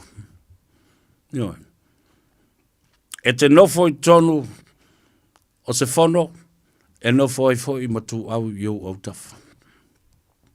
E fafa I a whapenatu au I lo patua. E lea lu ese maue. Propaganda. Whainga o whaasalaunga, ti ngā o na pepelo ma se ai whao ngā ai lava le media. Ai meise o media ua tau muri ai fo I a te utou. Le eise mea whau o le nā media ma le nā au whaasalalau, ma le itio, mai la tōlo whaatinoina le nā vai. Le eise la tō mea whau. Nā o mea e whawhanga atu. E sau I ngutu o tangata I. There's no research. There's no truth. There's nothing new. No new way of doing things. No new thinking. Nothing whatsoever. O le tala e watu e tu le epa, o le tala le nā, o le tusipa ia le nā, o le upu moni ma le upu o le ola le nā. Haya. Nei ele tai au na u whalongolongo ai. Ele mata upu o le na o mai ele urungali I ai whawhasa vole le ai vale le Sydney Australia o stama le au ti le fia papa I I taulangi ma le mamalu ma le ngafo le tole fo o sai. Ia whapena fo I ma siona to lua ngutu pua al nala te to lua. E umalona lau le tuspa ia, whaasanga I foloa, to I fafo, le tau fale ma le fifi o le atunu, tu lau le whafo ngā Samoa. I lumba le tuspa ia. Toso whatata I le ala. Ia. Ua whaila auli ale mali e toa, ma mea tinga tele I loto nei tangata. Na vai por kala mele au vale le mai siti mai. Ma tua I fai tio lava I le atua. I le tae au nei. Na o ata I ala ia si vanga le naro. Fai tio masa I le atua, I le tali mai o le atua, I ala talo ma ala tu talo le fale le opi inga ma satani, I ala tali mai le atua, le nai tu ta alo le fale pi o satani. Nga sa kangi ya, nga kangi mai. Fe mai, o le tali mai le atua, I la tu talo sanga e te tau o na loka la uri. Mo lia la uri. Fa fale pui pui la uri. Minsta uma. Ioi, fa pena, se yo o lava. I le fionga te mai tai pare mia. E se o tali mai ai. Tamai ua fiu te talo, ava ai atuai, ese a me e fai el malo. Ai, sali. Mai o fela o, ia tātou talo sanga e fai. Fea lea o lo alu de ia tātou talo sanga e fai. E la ku apirikia mai lunga ide. Ia. Da o satani, o lo tali mai, ia o tau te talo. Ai faa ua pea, o na ngalu due le malo. Ia lantou watinai. That is social unrest. Faa ngā, o le nā fo I le tio e tala I ei, faa silsilanga ma faa salalunga pepelo. Alailo. The parliamentary scandals. Fau faunga ma mea faa soli tu la fono o le nai fai. O le swingo tu la fono luas fulu. Yeah, that's a scandal. Le fai mai ese le tu la fono na pasi e tono le mauta ma le parlemene. Ese le tu la fono na ave o e seili mai ai le fionga le au mamalu o le malau. E matau tia. E matau tia lava. Tātou se e maila ia lea. Ere kau ke pisa. E te tau, lau ai, lau vai o leola. A whiana I le tātou whale loa, ma le tātou maketi I le Nubera sful ma le tolu, Lappington Road, I Otara, le maunta o le fionga, I atuala, ta wā, tau pa utino, I a whapea whale tua I a peka, I a male ai ngari, mawala vai o leola I nā, so swani I a te oe ngase, so se ngase le tino, e meise le ngungu, I a male toi wha le leia fo I o to tonga e pe o na iai le ate I a whapea fo I le whatungao. So swani le toto mawalunga. Ia. Ia, e meise lava ane ngase le ngungu. After yatu tuala, ia, whapea fo I le whalitu a peka, ia, maloutou ai ngari. Whatalo whatu le tina ia me tita pe a whai o loo iai I New Zealand. Ia, ma whaamadu atu e fo I e mawalo na soifua ma le malosi. A whea nei le tātou, leisia tātou maketi, luas fuma le lua, Templeton Place in Glendon I Manurewa, ai sau vai. Whatua ia Maria Nive ia whapea fōi tu mai ta ia Mareta Sawanga. After yatu le ngāruanga le lei lo, ma welsi fu mano loina le tō tele o tātou tangata lo a whea le tātou maketi le nā. Tātou maketi I le I tūlangi Sifo, I le Numeratasi Triangle Road, I lunga I Massey Road, ia, anga I ane le Grand Market, le nā lo iei fo le tātou vai I nā. Ia mo lo so I fua malo lo ina whai ma lau whātau. Ia e tā walunga mai le Tasi Market, I te tonu o le taulanga whātau. taulanga whaatau I mangele, ia olo iai ia le sunga ia whao le tane Peter Silver, ia whapea fōi ia le fionga le whaasina, ia po le ambasa fōi le dā whao wina, mo le sulu whainga o ta maiti puapua ngatia masau waina, le fionga ia tole a foa, Reverend Larry Tupai Lavea. Ai sau vai, ia naval aule tu ia tau sa vea ile olo tasi, lua iwa wha, fitu iwa, lua fitu. Ia no watu la ia lea, talo whatu I nai tina mātutua ia valasi, ia whapena fo le tina ia pili, ia nai tina mātutua na, ia alo o le misi lava, ia lo nātou tau mamafa I le tātou vai. O lea ua toe luas fuma 5 minute o na tā lea o le tu la e wha I le tautua.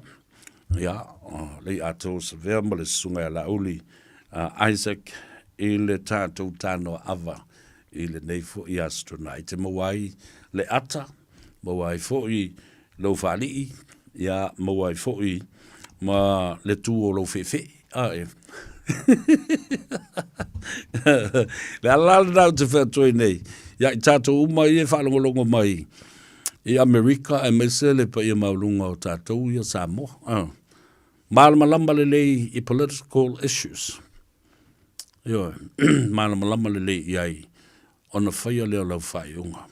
Lau tau sila iai e le toi fo I mai o Donald Trump. He will never come back. A le fo I ufua Donald Trump e whai seisi mea valea. Teleconvictions. Donald Trump thinks that he is above the law. Exactly. Lai le mea lai mafufau I tulepa. O ia e mawalunga atu I le tula whono. A le visiri la le tula I mai I. Wha mata e iai se hawa noa. O le HRPP e mawhai ana toi fo I mai. O le tali le atou sa vea. Te le hawa noa. O le pāti le lei sa le lei o na whawai. Peita iane. Ina ua umi tausanga ua maloti a le la au na tutoi I. O na whalala loa lea I leisi tu. Whalala I le tu tomtau. Because a tau tilo ne iai e le spectrum, the political spectrum in America and even in New Zealand. That political spectrum, the further you go right, is the Republicans. You go left, the Democrats. Those are in between are libertarians and others. Lea la toi fo'i le tūtau vale le Democrats ina ia toi la langa le tamau ainga of middle-class Americans. Elfia I mautou. The working-class Americans. Lau tau sila iai. O leisi Palestine o le malo Amerika. O le tamaitai o Kamala Harris. O tau umatina ma tamaitai Samoa ma le Pasifika o e Kalesia. Ia o tau whaafetaia le nei teimi o le tūlai me o le tina. O tau wawai le se senga. O polls lei wa sola whape nei I lunga ia Kamala Harris. Donald Trump is down here. First time ever in history. Also mawalunga I whapea le toto o tinama tamaitai. In 1 week, I le vaiaso e tasi, 5 miliona tā la, the women raised for Kamala Harris. La le nea leona e tilo I tu ai ngā polls ia. Apanian. Mautou ia, whaari mai loutou wata mamai, iu pufai. Wala ana umi o tou ia ina. Ai tau te le malama I sintama I mea whape nei. O lo o whaali atu e Donald Trump I atu, o e mau pufai o le malo tele o Amerika. E ili whai longa, il political science. And public policy, sociology. Yeah. Ala malama le lei ai le vaenga na leo te whātua nei.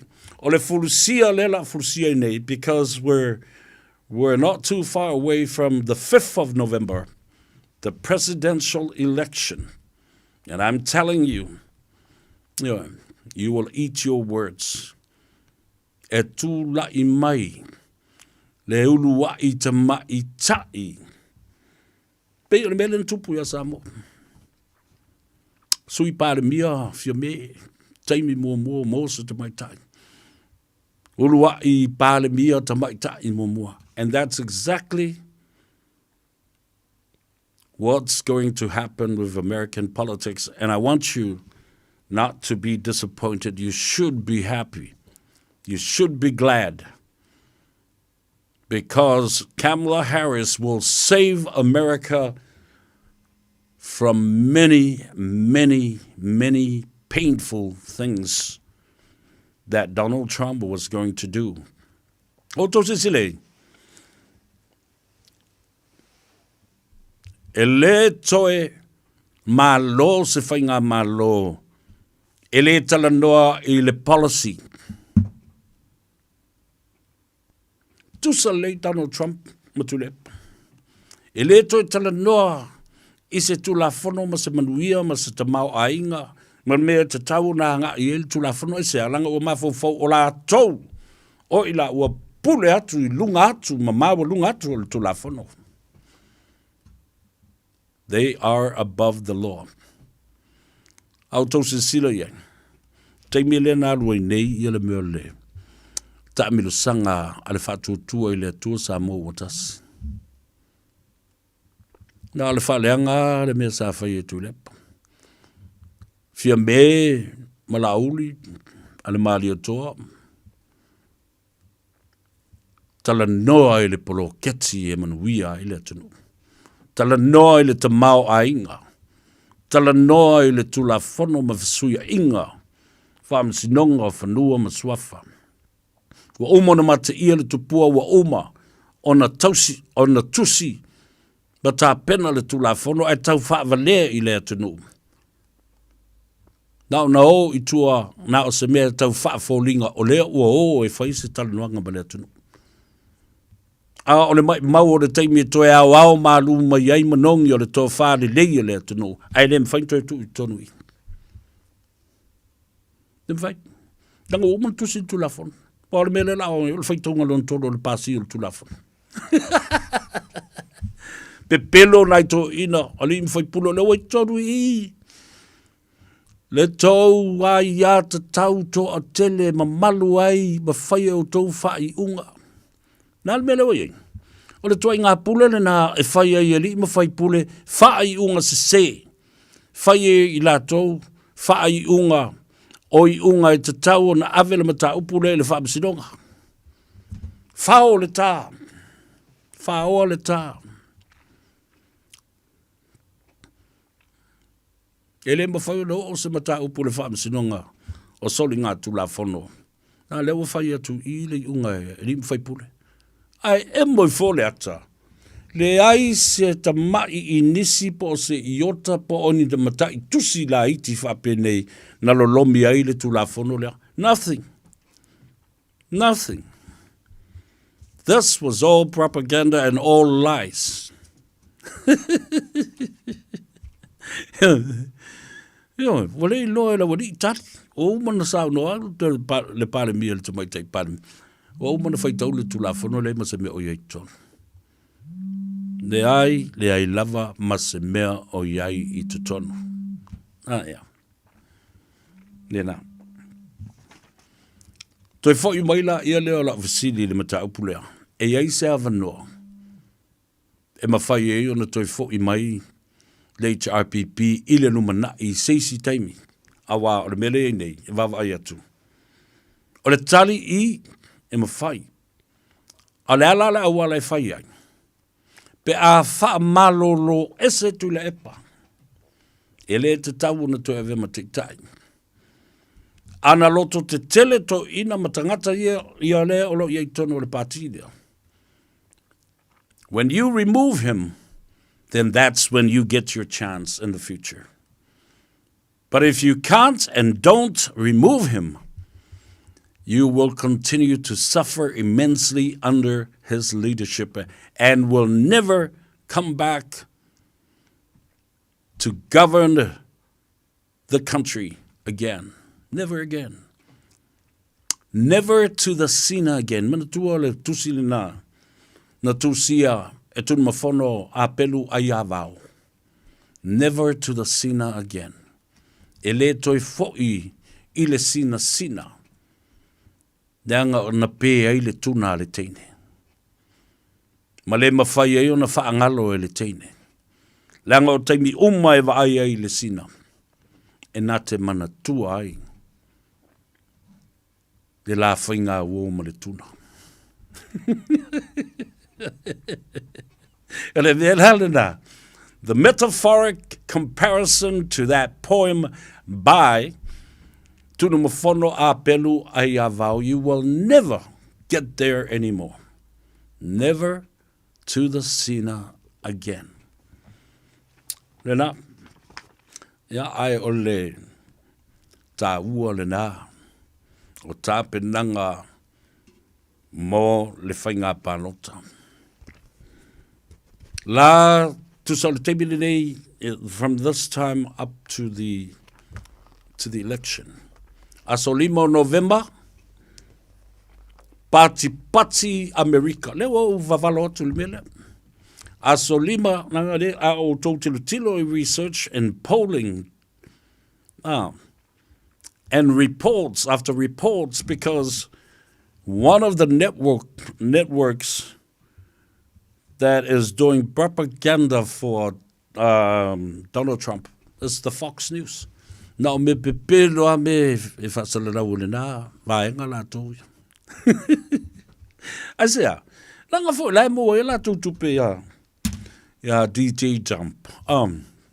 Donald Jump. Yeah. Asolimo se tema au tosi le sile America. O se whaamnianga fo le nā mo auto uma. Whaamnianga le nā mo auto uma ma le malo tele o Amerika. Le tūla I mai o se te mai tai mo le teimi mua. Ai o se te mai tai lanu, po o se te mai tai me uti. Tutusa le campaign leo whaine Kamala Harris, mar campaign na whaia. Ele se sunga ya Barack Obama. And my prediction at that time was true. He will become the first ever black president for the United States. And I'm telling you, the same will happen. For the first ever black female for the United States, and it will be Kamala Harris. Mo, ole talasa ole na. Yeah. Ai mana tua mai lau tala lea. O le ea nofo I pēr tu le epa I le eisa na whai unga e whai e lona tu langa o se te tai. O le pāti whau whai e le HRPP. E o tu lava e lisi whai ngā pānota. E le fia luase. E le mawhai o nā luase. Ai le mawhau I lona tu langa pa ngā tia o iai nei I le whai unga le wha msinonga ua uma o na maulia, ma wha maunia, ma wha mawina, lona soli tu la whono, and his conviction, charged and convicted of contempt of court. Likewise with Limoni. Both of them. That's why they are so silent. Wefa fonga yei, ana lolofa ya te utole cha pipi, wo leva na wha mawai. Toi ta pena mai ei la ia lea o le sa. Ai le mawhai o le a mangoto. E le mawhai fo una tau tala mai wha pea. E mawhai una toi tau wā mai. Lala mea tau telefisiri. O tau ia lau tu stala ma lau wha lau le tua pipi I la lolo vai o to ina. Dal meto telefisiri ai. E sao le tala sa via. Lele o mon tilo. I le whai unga ma le tula whono o whainga pānota mai ia ma ngā vaa o tangata. E vea ni sui tau vā. No lesi whainga pānota. E le a lolo ingoa o umo na wha mawina. Ma wha maonia lau soli tula whono. Mo le mwhaina e toi tamo e o se sui tau vā. Mō lou I tū malo. Lala me le wha matale le nāmea. Why don't you ask him straight to his face and see what he's going to say? Ia, rofa mai le tua vai lua tusa sa tātou manuia. Rawa makala pāki ro was whanau.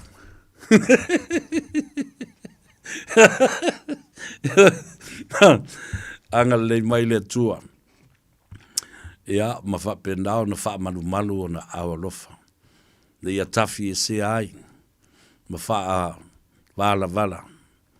Ia, ni pe au langa vale. Ma ia wha moe fo ni tuata falu mane lau mea e tori le saviti. Ia manuia o tātou te tai. Manuia le tāpenatu. Mo le sapati le asoa te hao. O le au whaingaruanga totofi le atua. Ianga le lei le atua.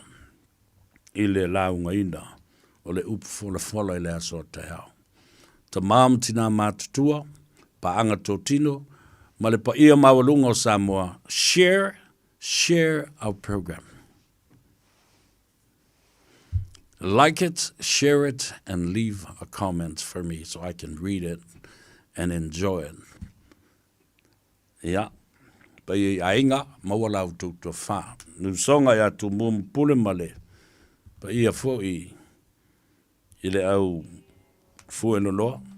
Mawala au tu launga. Ia, o le tala lea male nganga whaluana. Ia manuia Samoa.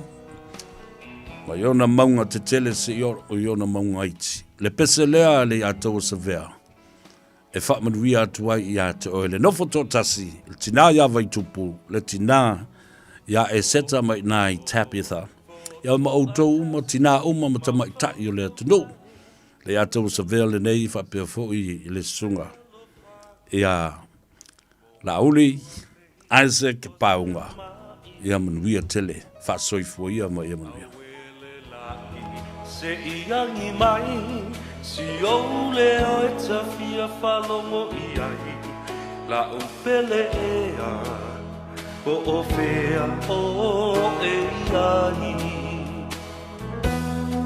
Lalulangi pua o amale manunu, wa sola le la fa sulu sulu, unai o folingai, wa mo atu.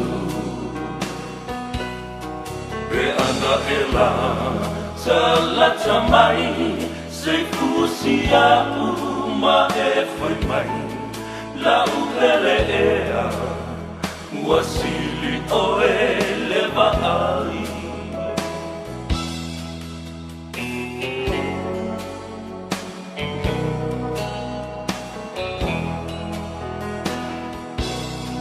e moni ai o Solomona, o vai e telele tineia le lofa, e sole sami, ma le au e fe tafeai. Le timungai se ito mai, wa o galala le fia inu mai, fai mai e sotala, po o a upele ai. Lalulangi pua o amale manu, wa sola le la fa sulu sulu, unai o folingai, wa mo atu. Be ana ela talata mai, se fusia uma e foi mai, la upele ea, wasili o eleva ai.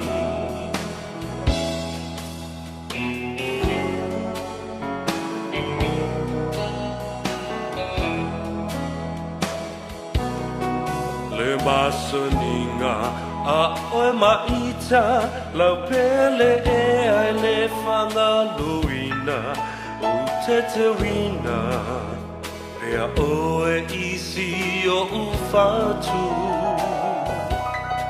o nā puna wao si o tau langa o mea lelei ma mea leanga ua le sawai so o se tangata. The world is cold, the world is gray. You turn the sunshine away. You will never know an empty heart till once more you're close to me, as close as we can never be. I'll be longing to hold you again.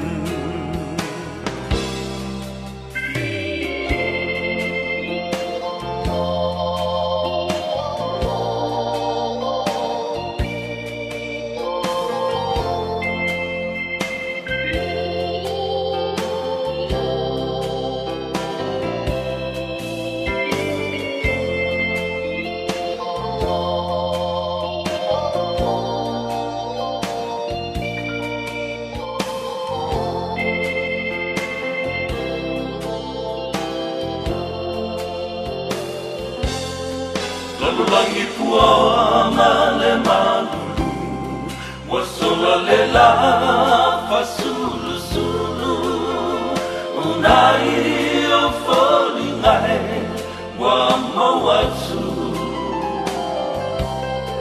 we ana ela tala tamai se fusia uma e fai mai la upele era wasili o ele vai.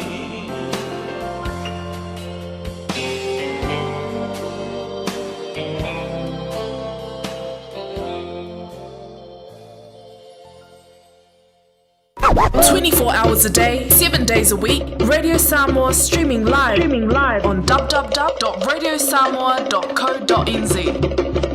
E tolu sfula fetala le tino i tupe wata pena le Digicel mo lana whaapitoa. E fisoso ni ai le tonga tau sui fuanga wai nei. E tolu whaelonga tupe ta i 5 selau tala cash. O le ase ina i aso whaweile taitasi mo New Zealand ma au se talia. Whaatau so topa luas futala pe sili atu mai whale olo masani. Pe lafo foi online i le Digicel Pacific. O le mawale olo wawanoa i le sei. E te anga wa foi pe a lafo so se leni le My Cash a le Digicel i Samoa. E whaunga ai le ClickX Pacific. Mo nisi whaamtalanga wala au le over se lau tolu wha